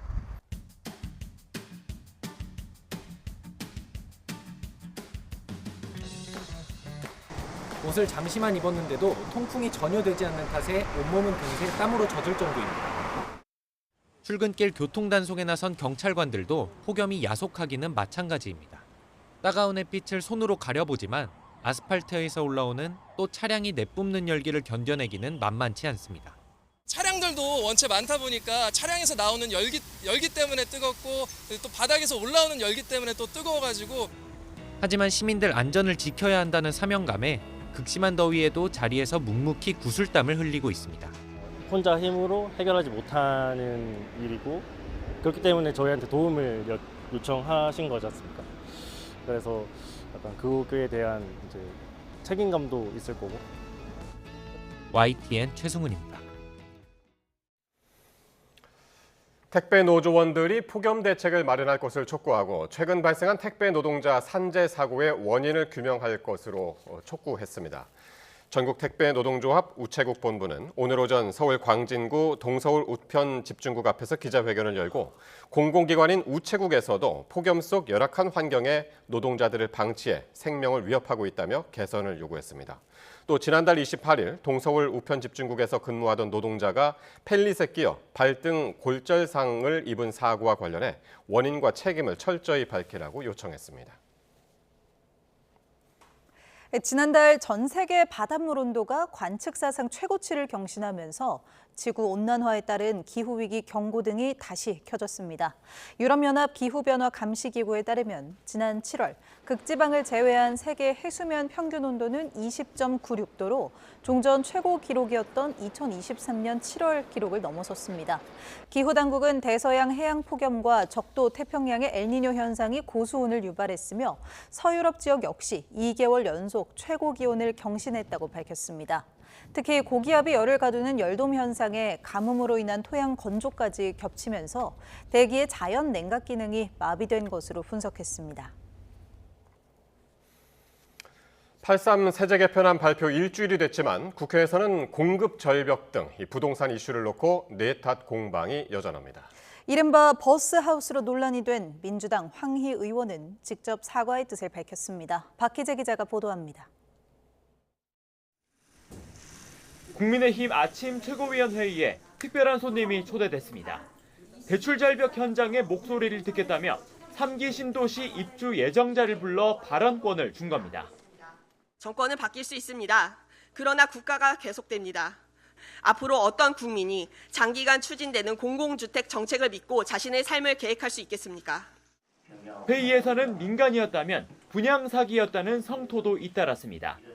국민의힘 지도부는 8.3 세제 개편안에 따른 부동산 논란과 단일 종목 레버리지 ETF 등을 고리로 연일 청년 홀대론을 띄우고 있습니다. 버려진 버스를 청년 주택으로 삼자는 민주당 황희 의원의 발언 논란도 거듭 소환했습니다. 민주당 국회의원 사무실부터 폐버스로 옮기기 바랍니다. 이래서 국민 주권 정부가 아니라 국민 포기 정부라고 이야기하는 겁니다. 민주당은 조만간 공급 정책을 발표한 정부 정책을 지원 사격하는 동시에 야권의 문제 제기는 정쟁을 위한 공세로 평가절하했습니다. 특히 지금의 부동산 공급 절벽은 윤석열 정부와 당시 여당인 국민의힘, 오세훈 서울시장의 원인이 있다면서 뻔뻔하게 남 탓한다고 힘주어 비판했습니다. 너무나도 무책임하고 모렴치한 주장입니다. 윤석열 정권 3년 동안 주택 인허가, 착공, 준공 모두 무너졌습니다. 정부의 공급 속도전은 TF 확대와 입법으로 뒷받침하고 오는 13일 본회의를 열어 관련 법안 처리에 나서겠다는 뜻을 거듭 분명히 했습니다. 9.7 공급대책 후속 법안이 국회에 국민의힘에 의해 발목이 잡혀 있습니다. 대체 누가 주택 공급을 가로막고 있는 것입니까? 이런 가운데 황희 의원은 폐버스 논란 사흘 만에 청년 주거의 엄중함을 헤아리지 못했다며 직접 사과했습니다. 다만 애초에 예정됐던 기자간담회 대신 SNS 형식을 빌렸는데 국민의힘은 꼬리 자르기 말라며 민주당의 공식적인 사과를 촉구했습니다. 내일은 8.3 세제 개편안 발표 이후 국토교통위원회가 처음 열려 업무 보고를 받을 예정으로 여야가 난타전이 예상됩니다. YTN 박 기자입니다. 이처럼 부동산 시장 불안이 좀처럼 수그러들지 않자 정부가 추가 공급 대책 발표를 준비 중입니다. 직전 공급 대책 때 제시한 후보지들이 주민 반발, 지자체 갈등, 법적 분쟁 등으로 속도를 내지 못하는 만큼 어떻게 시장에 신뢰를 주느냐가 중요하다는 지적이 나옵니다. 차유정 기자입니다. 서울 용산 어린이정원 입구. 주택공급지 활용 가능성이 거론된 직후 주민들이 강력한 반발의 의미로 근조 화환을 세워놨습니다. 용산구 주민으로서 나는 찬성하지 않습니다. 그 이유는 원래 그 용산구가 역사적으로 상당히 의미가 있는 곳이고 또 겨우겨우 마련한 이런 녹지 공간을 아파트를 만들어서 임대주택을 만들겠다. 이거는 너무 생각이 좀 얕은 것 같아요. 서울시는 일부라도 주택 공급 용도로 쓸 수 없다며 반대 입장을 분명히 했습니다. 학교나 공공기관 같은 국공유지 활용, 강남권 그린벨트 해제 등 여러 방안이 추가 주택 공급 대책으로 거론되는 가운데 반발이 벌써부터 만만치 않습니다. 서울에서 최대한 활용할 수 있는 부지를 찾는 방향으로 논의가 진행되고 있지만 역시 이번에도 지자체 협력과 주민 설득이 관건이 될 것으로 보입니다. 관할 지자체가 도시개발과 기반시설을 총괄하는 만큼 협의가 핵심적이기 때문. 129 대책 핵심인 경마장 부지는 과천시가 기반시설 부담 등을 이유로 반대하며 지연되고 있습니다. 국토부가 핵심지 그린벨트 해제를 위한 선행 절차에 속도를 내고는 있지만 향후 교통 문제 해결이나 기반시설 조성 같은 계획 전반에 걸친 지자체 협의는 필수적입니다. 태릉시시는 교통 혼잡을 우려한 주민 반대가 여전하며 강남권 알짜 공급지인 서리풀 지구는 주민들이 지구 지정 취소, 행정소송을 제기하며 갈등이 이어지고 있습니다. 공식적으로는 저희 주민들에게 어떠한 자리를 마련한 적도 없었기 때문에 그런 발표들이 정말 형식적인 걸로만 저희는 느껴지고 있는 상황이어서 추가 공급 대책 발표가 임박한 가운데 신규 공급 목표 수치를 대폭 늘리기보단 계획된 물량이 실제 착공과 입주로 이어질 수 있도록 실행력을 높이는 방안에 중점을 둬야 한다는 목소리가 높습니다. YTN 차유정입니다. 국회 투표용지 부족 사태 국정조사 특별위원회가 오늘 3차 청문회를 열었지만 올림픽공원 투표지 재검표 일정을 놓고 여야 간의 이견으로 사실상 파행했습니다. 더불어민주당은 당초 합의대로 오는 18일 재검표 실시를 주장했지만 국민의힘은 특검과 연계해야 한다며 맞섰고 끝내 합의점을 찾지 못했습니다. 민주당 간사인 윤건영 의원은 국민의힘이 말을 바꾸며 시간만 끌고 있다며 정쟁 때문에 또 특위 활동 기한을 연장하지 말고 이번 달 안에 일정을 정하자고 촉구했습니다. 반면 국민의힘 서범수 간사는 오는 18일까지는 특검이 임명될 것이고 특검과 연계해 검증해야 진상을 명백히 밝힐 수 있다며 맞섰습니다. 국민의힘 소속 윤상현 위원장은 여야 협의를 거듭 주문했지만 불발됐고 민주당과 조국혁신당 소속 의원들이 불참한 가운데 국민의힘 위원들만 청문회를 진행했습니다. 범여권 위원들은 국회에서 기자회견을 열고 애초에 이번 달 안에 재검표를 하기 위해 국조특위 기간을 연장한 것 아니었느냐며 국민의힘이 재검표 안 하겠다는 본심을 드러낸 거라고 규탄했습니다. 6.3 지방선거 당시 일부 투표소에서 현장 취합 투표자 수와 최종 투표자 수가 많게는 수백 명가량 차이가 난 것으로 드러났습니다. 투표 종료 이후 통계 조작 가능성을 제기하는 목소리가 나오는 가운데 검경 합수본도 관련 내용을 들여다보고 있습니다. 우종훈 기자의 보도입니다.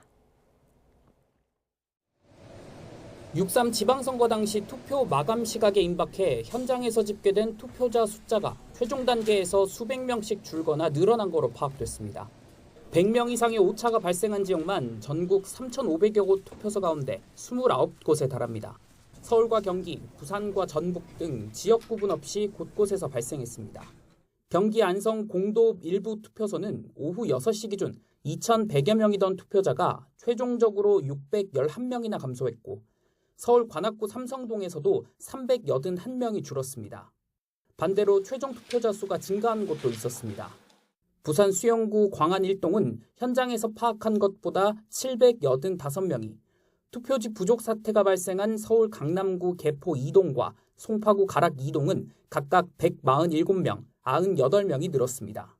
선관위 통계 조작 의혹을 들여다보는 검경 합동수사본부도 압수수색 과정에서 관련 자료를 확보해 수사하고 있습니다.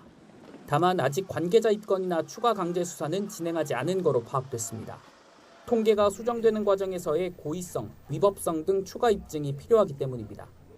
낮 시간대 실시간 투표율 임의 조작의 경우 그에 앞서 중앙선관위 관계자가 일종의 조작 지침을 시도선관위에 전파한 바 있습니다. 투표 통계 조작 의혹이 전방위로 확산하는 가운데 합수본은 선거 종료 이후 선관위가 시스템에 재접속한 내역을 파악해 허위 입력이나 조작이 있었는지 확인할 방침입니다. YTN 우종훈입니다. 중앙선거관리위원회가 최근 제기된 투표율 오입력 논란에 대해 최종 개표 결과와 무관하다는 입장을 밝혔습니다. 강동원 중앙선관위 사무총장 직무대리는 오늘 국회 투표지 부족 사태 국정조사 특별위원회에 출석해 오입력 논란으로 심려를 끼쳐 사과한다면서도 부정선거라는 주장에 동의할 수 없다고 말했습니다. 이어 투표자 수 집계와 공개를 오프라인, 아날로그 방식으로 진행하는 과정에서 필연적으로 한계가 존재한다고 설명했습니다. 위철환 상임위원 역시 득표 결과는 참관인과 후보자 등이 입회해 확실히 검증한 수치라고 강조했습니다. 이재명 대통령이 4,700조 원 규모의 반도체 3대 메가 프로젝트 진행 상황을 점검하는 회의를 열었습니다. 호남 반도체 공장이 들어설 한 광주 군공항 부지에 대해선 2028년까지 일부 기능을 임시 이전해 조기 착공이 가능하도록 하라고 지시했습니다. 홍민기 기자입니다. 지난달 첫 회의 한 달여 만에 다시 열린 메가 프로젝트 민관 합동 점검 회의. 산업부와 재경부, 국방부 등 관계부처 장관과 삼성전자, SK 임원 등 기업 관계자들이 참석한 가운데 이 대통령은 신속한 사업 추진을 강조했습니다. 속도전을 넘어서 전격전을 치러야 되는 그런 상황입니다. 특히 호남권 반도체 클러스터에 대해선 준공까지 2년이 채 걸리지 않았던 일본 구마모토 반도체 공장 수준의 속도를 당부했습니다. 부지로 선정됐던 광주 군공항 기지 일부 기능 또한 2028년 중순까지 다른 곳으로 임시 배치할 것을 국방부에 지시했습니다. 임시 배치 이전이라도 군공항 인근의 부지에 산단이 조기 착공할 수 있도록 최선을 다해주기 바랍니다. 광주 군공항의 완전 이전까지는 시간이 더 걸릴 거란 예측이 나오는 가운데 가능한 부분부터 조기 착공이 가능하도록 하라는 겁니다. 청와대 고위 관계자는 수차례 실무 점검을 통해 이전 시점으로 2028년이 가장 이르다는 결론이 나왔다며 이보다 더 앞당기기는 어려울 거라고 설명했습니다. 미군의 핵심 전력이 이동하는 광주 군공항의 특성을 고려해 한미동맹에 부정적 영향을 미치지 않도록 협의하고 있고 미 측도 긍정적으로 협조하고 있다고 밝혔습니다. 군공항 부지 250만 평 외에 필요에 따라 인근 부지도 국가산단 후보지로 지정될 수 있다는 뜻도 밝혔습니다. 기업들의 수요를 확인한 후 인근 부지에 대한 추가 후보지 지정도 빠르게 추진하겠습니다. 기업의 조기 준공 계획에 맞춰 전력 용수도 차질 없이 공급하겠다고 약속했는데 회의에 참석한 기업 임원들도 진행 속도에 놀랐다고 청와대는 전했습니다. 정부는 또 각종 인허가와 환경 영향평가 단축, 정주 여건 마련을 위한 메가특구 특별법을 올해 안에 제정하고 청와대 전담 조직과 국무총리실 범정부 협의회를 각각 구성해 부처 간 협업을 끌어내는 등 행정 절차 추진에도 더욱 속도를 내겠다는 계획입니다. YTN 홍민기입니다. 이재명 대통령의 측근으로 꼽히는 김상호 청와대 춘추관장이 무단 증축된 건물로 임대 사업을 했다는 의혹이 제기됐습니다. 오늘 한 언론은 김 관장이 민간 임대 사업자로 등록돼 있는 다세대 주택 주차장 옆 계단실이 주거 공간으로 무단 증축됐고 김 관장이 월세를 받으며 이 공간을 임대해왔다고 보도했습니다. 김 관장은 이와 관련해 건물을 매입한 2014년에는 이미 주차장 일부가 원룸으로 변경된 상태였고 해당 부분이 미등록 건축물이라는 사실을 인지하지 못했다고 해명했습니다. 다만 이후 임차인을 구하는 과정에서 관련 사실을 알게 됐음에도 주택수 증가에 따른 부담 등을 고려하느라 미등록 건축물을 양성화하기 위한 행정 절차를 제때 하지 못한 점은 무겁게 받아들이고 있다고 밝혔습니다. 이어 건축사 등 전문가 검토를 거쳐 해당 건축물에 대한 양성화 절차를 적극적으로 추진하겠다고 덧붙였습니다. 이런 가운데 김 관장은 이번 달 초 이 대통령이 미국 중남미 순방 수행을 마치고 돌아온 직후 청와대에 사직서를 낸 걸로 전해졌습니다. 더불어민주당은 이재명 대통령이 개인 종합자산관리 계좌 ISA 개편 방안과 주가 누르기 방지법을 원점 재검토하라고 지시한 것에 대해 국민의 체감이야말로 정책을 판단하는 최종 기준이라고 평가했습니다. 한병도 대표 직무대행 겸 원내대표는 오늘 원내대책회의에서 개인 투자자와 청년층의 목소리를 무겁게 받아들인 결정이라며 이같이 밝힌 뒤 민주당도 정부와 협의를 통해 조정해 나가겠다고 강조했습니다. 이어 선 발표 후 번복, 졸속 국정이라고 비판한 국민의힘을 향해선 국민이 문제를 지적하는데도 한 번 정한 정책은 밀어붙여야 한다는 말이냐고 되물었습니다. 개혁신당은 개인 자산 관리 계좌 ISA 개편안 재검토를 지시한 이재명 대통령을 향해 정부를 제3자처럼 나무랐다며 지도자로서도 조직 수장으로서도 결격이라고 비판했습니다.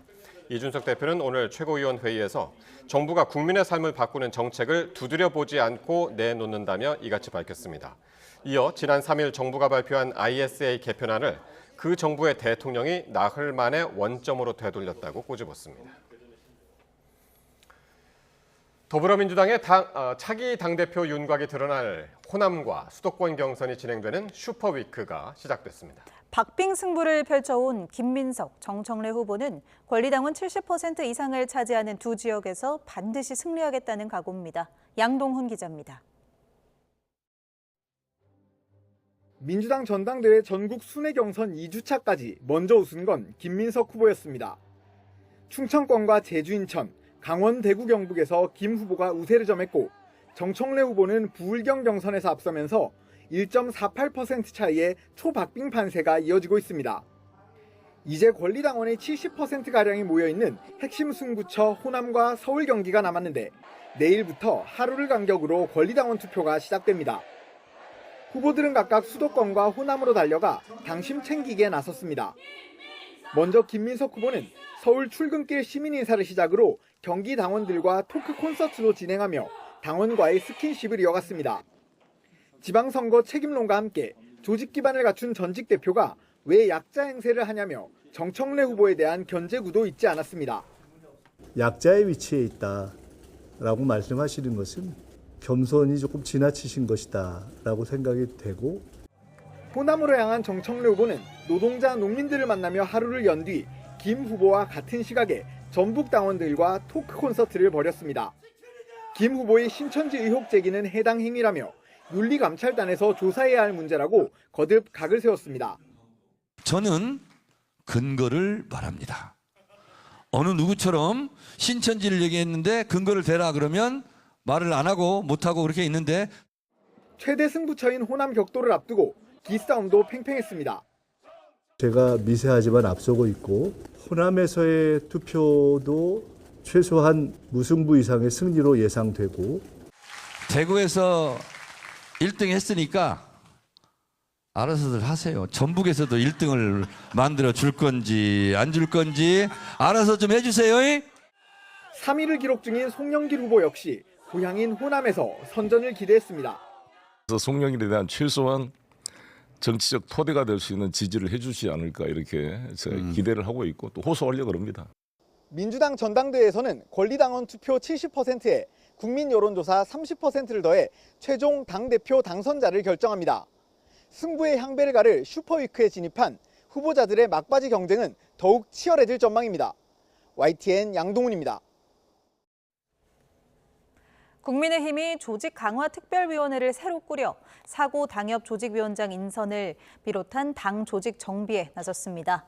정의용 사무총장은 오늘 첫 회의를 마친 뒤 기자들과 만나 그간의 조강특위 활동 내용을 공유하고 당협 평가 방식에 대한 의견을 나눴다고 밝혔습니다.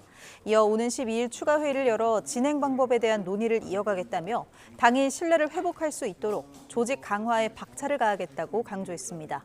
조강특위는 권성동 전 의원의 의원직 상실로 내년 4월 국회의원 보궐선거가 확정된 강원 강릉 조직위원장을 비롯해 30여 곳에 이르는 사고 당협 조직위원장 인선에 주력한다는 계획입니다. 한미가 다음 주부터 정례 연합 군사훈련인 을지 자유의 방패 연습을 실시합니다. 우리 군은 이번 훈련이 전작권 전환 준비의 주요 시험대가 될 것으로 보고 있습니다. 보도에 강민경 기자입니다. 한미 두 나라가 진행하는 연합 군사훈련인 을지 자유의 방패, UFS 연습은 한반도 유사시를 가정해 대비태세를 점검하는 정례훈련입니다. 매년 8월 시행되는데 올해는 오는 17일부터 27일까지 진행하기로 했습니다. 한미가 연례적으로 실시하는 방어적 성격의 연습으로 최근 전훈 분석 결과 등 현실적인 상황을 연습 시나리오에 반영하였습니다. 훈련 규모는 비슷하지만 실제 병력이 움직이는 연합 야외 기동 훈련은 대대급 이상 14건으로 지난해 17건보다 줄었습니다. 이재명 정부 들어 야외 기동 훈련을 연중 고루 나눠 배치하는 추세가 이어지는 건데 UFS 기간 야외 훈련을 집중시키던 윤석열 정부 때와는 다른 흐름입니다. 폭염 등을 고려했다는 입장이지만 남북 관계도 염두에 뒀을 거란 해석이 나옵니다. 한미는 이번 연습에서 전작권 전환을 위한 공동평가도 진행할 계획입니다. 한미가 합의한 기준을 달성하게 되면 올해 SCM에서 미래연합사 FOC 검증과 전환 시기를 건의할 수 있을 것으로 전망됩니다. 한국은 올해 안에 전작권 전환평가 3단계 가운데 2단계 검증을 마무리하고 오는 10월 안보협의회에서 전환 목표 연도를 도출하는 걸 목표로 하고 있습니다. 한미는 이번 훈련이 전작권 전환 준비를 지속적으로 추진하는 계기가 될 거라고 했지만 미국 측은 한미 연합 연습 자체에 더 방점을 두는 기류도 얼핏 읽힙니다. Specific evaluations, capability milestones, and certification discussions are managed through established bilateral channels between our senior defense officials, culminating in the annual Security Consultative Meeting later this year. 한편 유엔군 사령부도 이번 연습에 미국 제외 11개 회원국 70여 명을 파견해 위기관리 절차 등을 훈련할 예정입니다. YTN 강민경입니다. 이란 전쟁 여파로 미군의 무기가 바닥나자 그 불똥이 우크라이나로 튀고 있습니다. 미국의 지원을 받지 못한 우크라이나는 연일 러시아의 미사일 공격에 방공망에 뚫리면서 우리나라에도 도움을 요청했습니다. 김선중 기자의 보도입니다. 아파트 한쪽 벽이 완전히 부서졌습니다. 우크라이나 제2의 도시 하르키우의 아파트에 러시아의 미사일이 떨어졌습니다.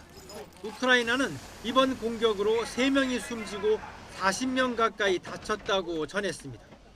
Спал как раз вот 6-й этаж, где нет балкона, рядом белая рама, которая вывалена вместе с женой. Повезло просто. 러시아는 우크라이나 항구 도시 오데사에도 수십 발의 미사일과 드론을 발사했습니다.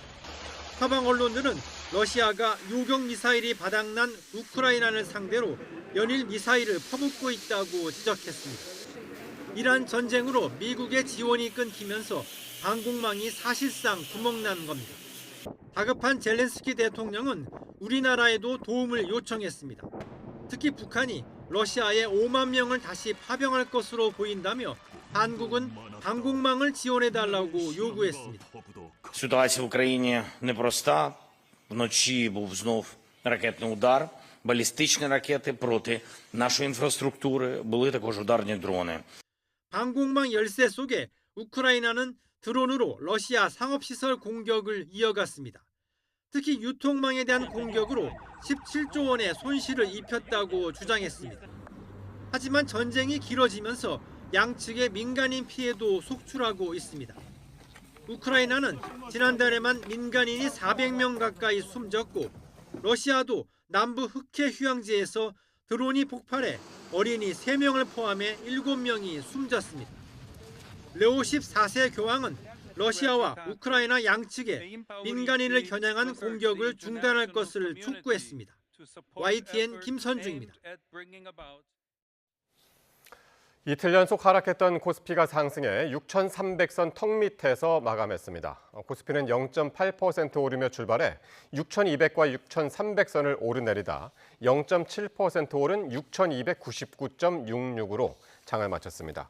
삼성전자는 0.43%, SK하이닉스는 0.14% 하락했고 한화 에어로스페이스와 HD현대중공업, 한화오션과 고려아연, 미래에셋증권과 한미반도체, LIG 디펜스 앤 에어로스페이스 등은 급등했습니다.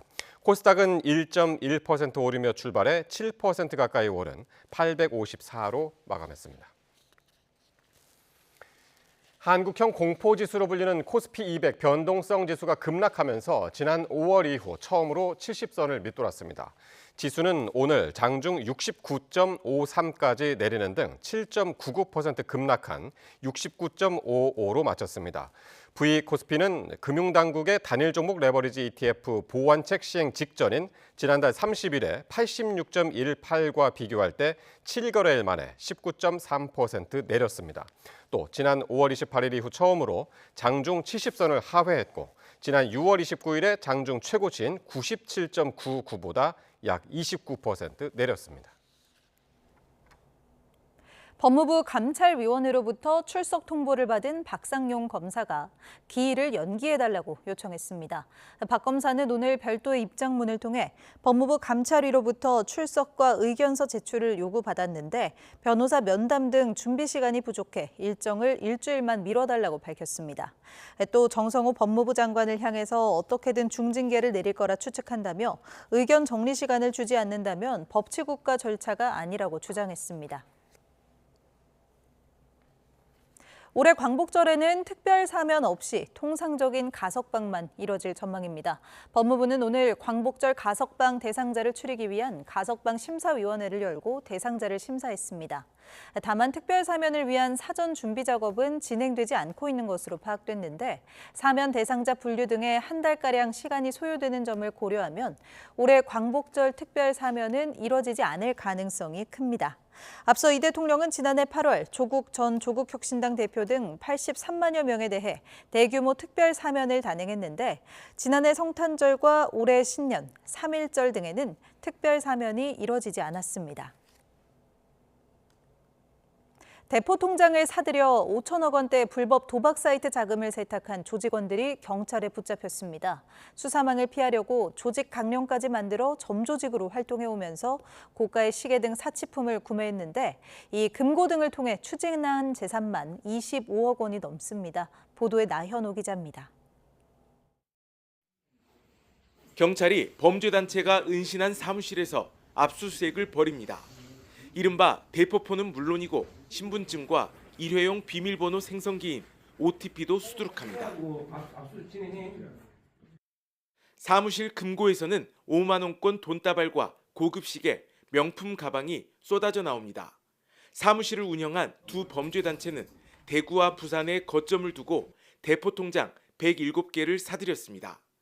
지난해 7월부터 불법 도박 사이트 운영자들에게 받은 범죄 수익 5천억 원을 대포통장으로 세탁했습니다. 이체 받은 범죄 수익을 2차, 3차 계좌로 빠르게 분산시켰고 계좌가 막히면 새 대포통장으로 교체했습니다. 수사기관 추적을 피하려고 전국 각지에 흩어져 점조직으로 활동하면서 텔레그램으로만 연락했습니다. 외국 음식을 절대 먹지 않고 올 때는 핸드폰을 끄고 와야 되고 배달 음식은 그게 일평가다 받아와야 되고 자기들끼리 철저한 룰을 지켜요. 노출 안 되려고. 몇 개월 단위로 옮겨 다녀야 돼요.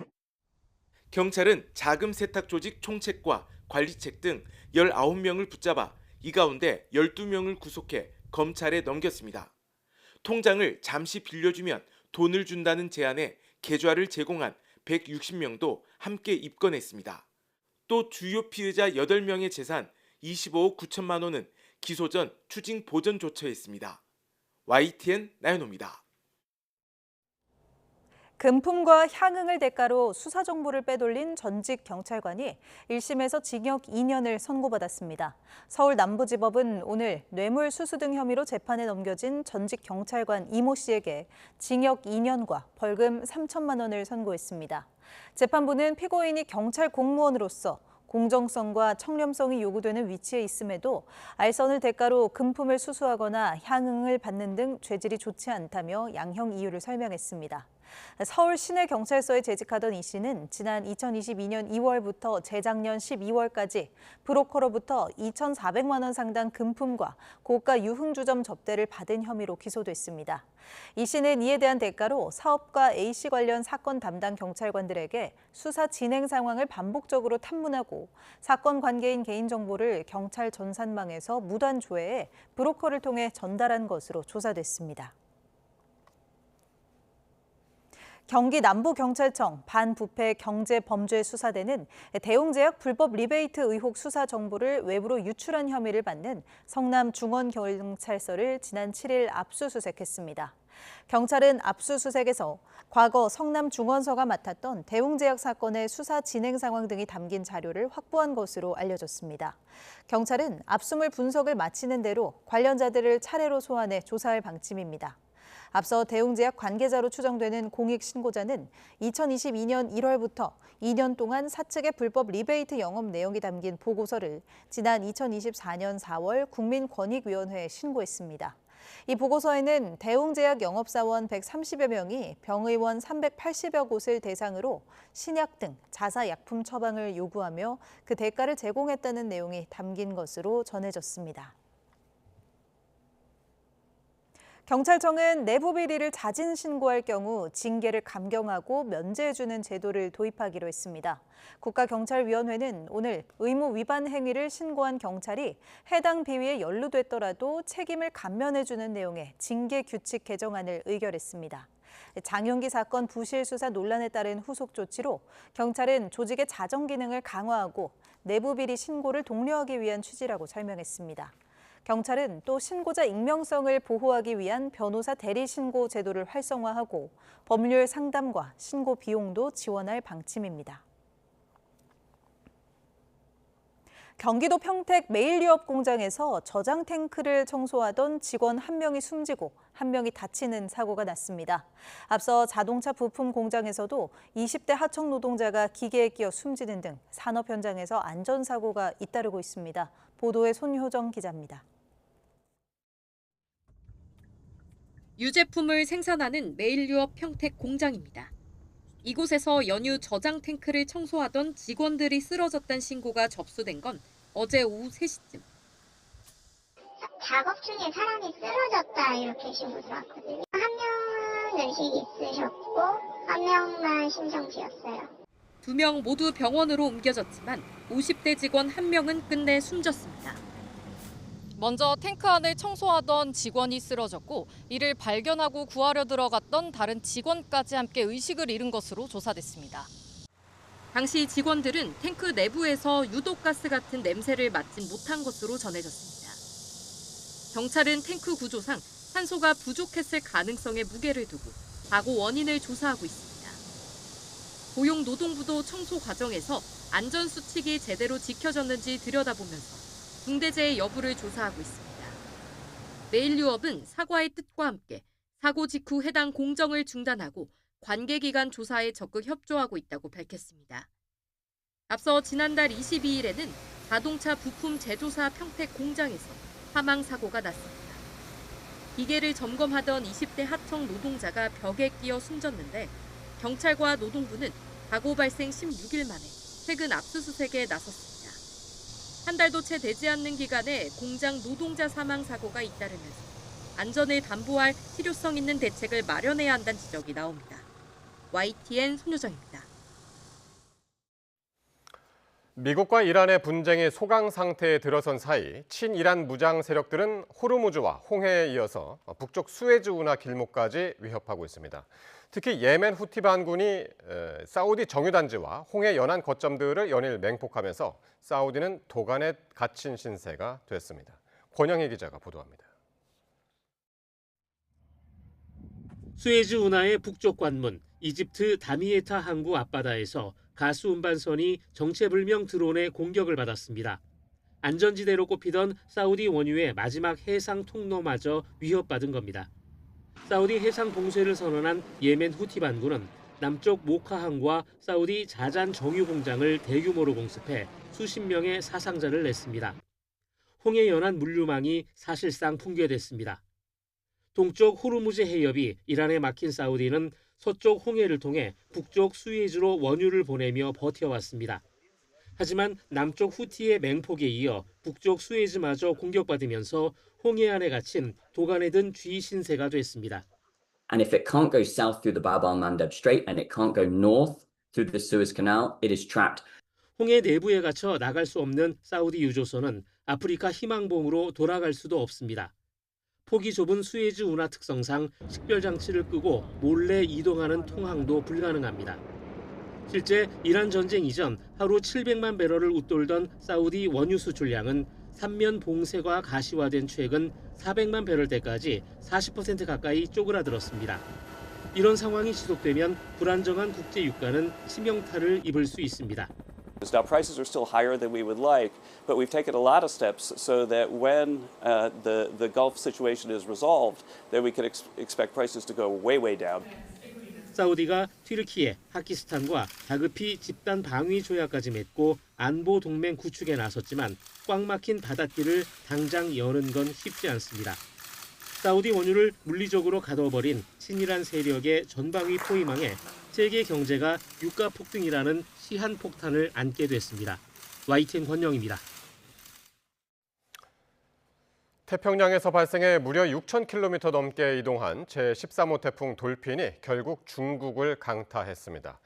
632m 높이의 상하이 타워가 휘청거리고 불어난 물이 창틀 끝까지 차오르는 장면이 공개되기도 했습니다. 베이징에서 강정규 특파원입니다.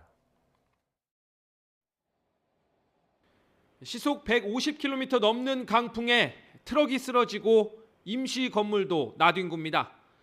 가로수와 전봇대는 물론 대형 광고판, 태양광 패널이 지붕째 뜯겨나가기도 합니다.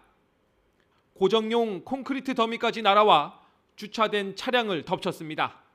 这个石墩都砸到车里面了，车尾巴还有一个，这边的车也砸到了。 제13호 태풍 돌핀이 강타한 중국 동부 연안 632m 최고층 상하이 타워도 휘청거렸습니다. 건물 125층에 있는 1000톤짜리 진동 흡수추가 50cm 정도 진폭 운동을 했다는 보도까지 나왔습니다. 设定的极限值是2米，1000吨重的阻尼器以产生反向运动的方式来抵消大楼的摆动。 누적 600mm 안팎의 폭우도 쏟아져 경제 수도권을 표방하는 연안 도시들은 물바다가 됐습니다. 창밖에 물이 차올라 졸지에 수족관처럼 변한 집, 불과 몇 분 만에 창틀 끝 천장까지 잠겨버립니다. 정확한 인명피해는 확인되지 않았지만 태풍 상륙 직전 9살 소년이 경랑에 휩쓸려 실종되기도 했습니다. 哎呀，你多少危险！你这个人是，我跟你说那个，过来，快不要站在这里呀，不要下去啊！ 직경 1,300km, 거대한 태풍에 안후이성과 허난 등 주변 지역에도 산사태 홍수 경보가 내려졌습니다. 오는 12일 전후론 한반도에서 가까운 산둥과 베이징 일대에도 큰 비가 예보돼 한여름 폭염은 한풀 꺾일 거로 보입니다. 베이징에서 YTN 강정규입니다. 북아프리카 모로코와 국경을 접한 스페인령 세우타의 이주민 집단 난입 사태와 관련해 주민들이 스페인 정부와 유럽연합에 대책 마련을 촉구했습니다. 스페인 언론들은 현지 시간 9일 세우타 주민 만여 명이 국경 대책 마련을 촉구하는 집회를 열었다고 전했습니다. 세우타의 4개 종교단체가 함께 주최한 이번 집회에서 참가자들은 이주민 사태와 관련해 주민들의 안전이 위협받는 상황이라며 즉시 단호한 대응책을 내놓아야 한다고 촉구했습니다. 집회에 동참한 후안 비바스 세우타 시장은 중앙정부의 신속한 지원이 필요하다면서 국경을 넘어온 이주민들을 모두 모로코로 돌려보내야 한다고 강조했습니다.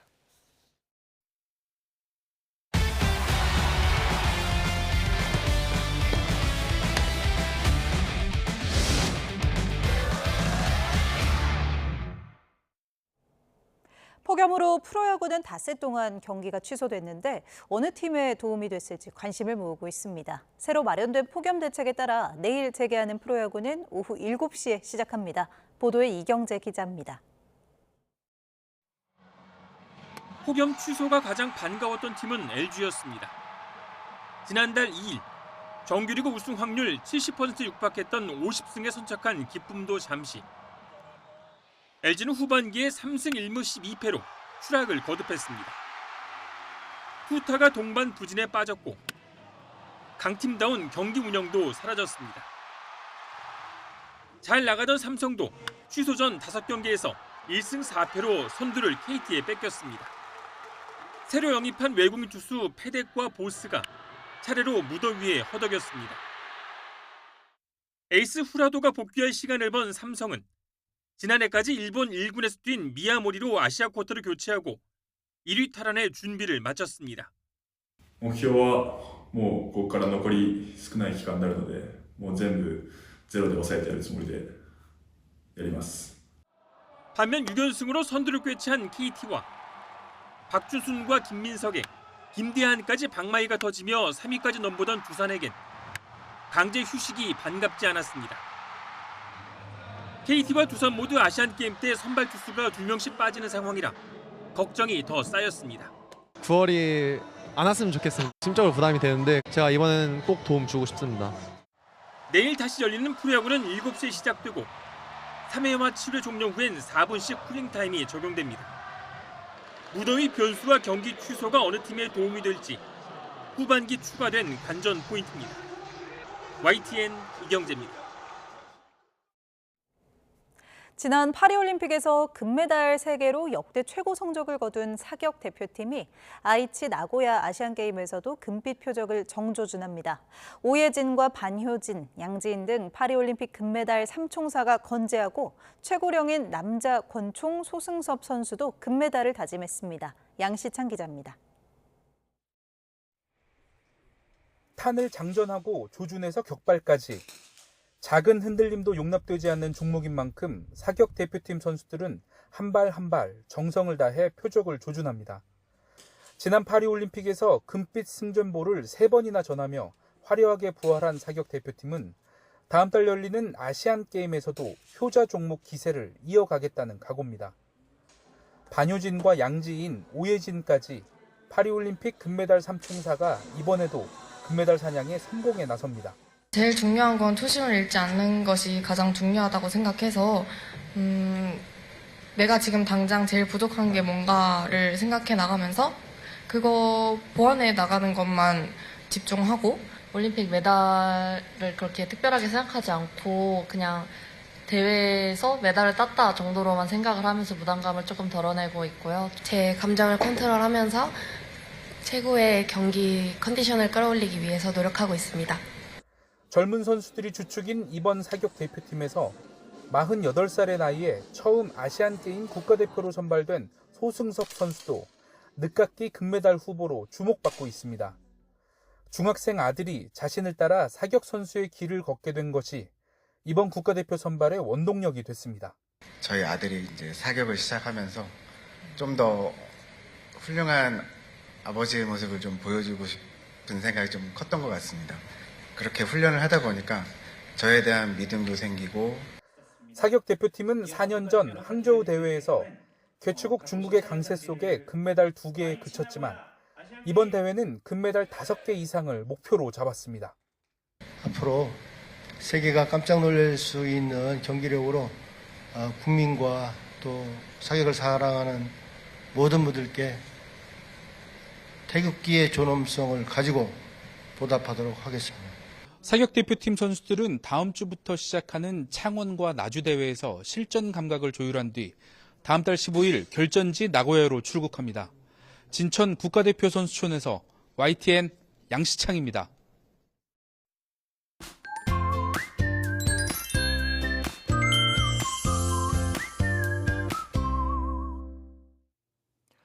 숨이 턱턱 막힐 정도는 아니지만 여전히 날이 무척 덥습니다. 수도권과 충남 서해안, 호남과 경남 곳곳에는 폭염주의보도 계속되고 있는데요. 내일도 서울 낮 기온이 34도, 광주 34도까지 오르는 등 예년 기온을 웃도는 무더위가 기승을 부리겠습니다. 또 중부지방을 중심으로 맑은 하늘이 드러나겠고 낮 동안 자외선이 무척 강해지겠습니다. 해안에서는 너울성 파도가 높게 일겠는데요. 특히 남해안과 제주도에는 바람도 강하게 불겠습니다. 한낮 더위의 기세가 조금 약해지면서 밤더위의 기세 역시 약해졌습니다. 제주도와 호남 일부 지역으로만 열대야 주의보가 남은 가운데 내일 서울 아침 기온이 24도, 광주 25도, 대구 22도로 열대야 기준인 25도를 웃도는 곳이 많지 않겠습니다. 낮 기온은 서울 34도, 대전 32도, 강릉 27도로 서쪽 지역은 예년보다 1도에서 3도가량 높겠지만 동해안은 예년 기온을 조금 밑돌겠습니다. 이번 주 내내 내륙은 대체로 맑은 가운데 33도 안팎의 무더위가 이어지겠습니다.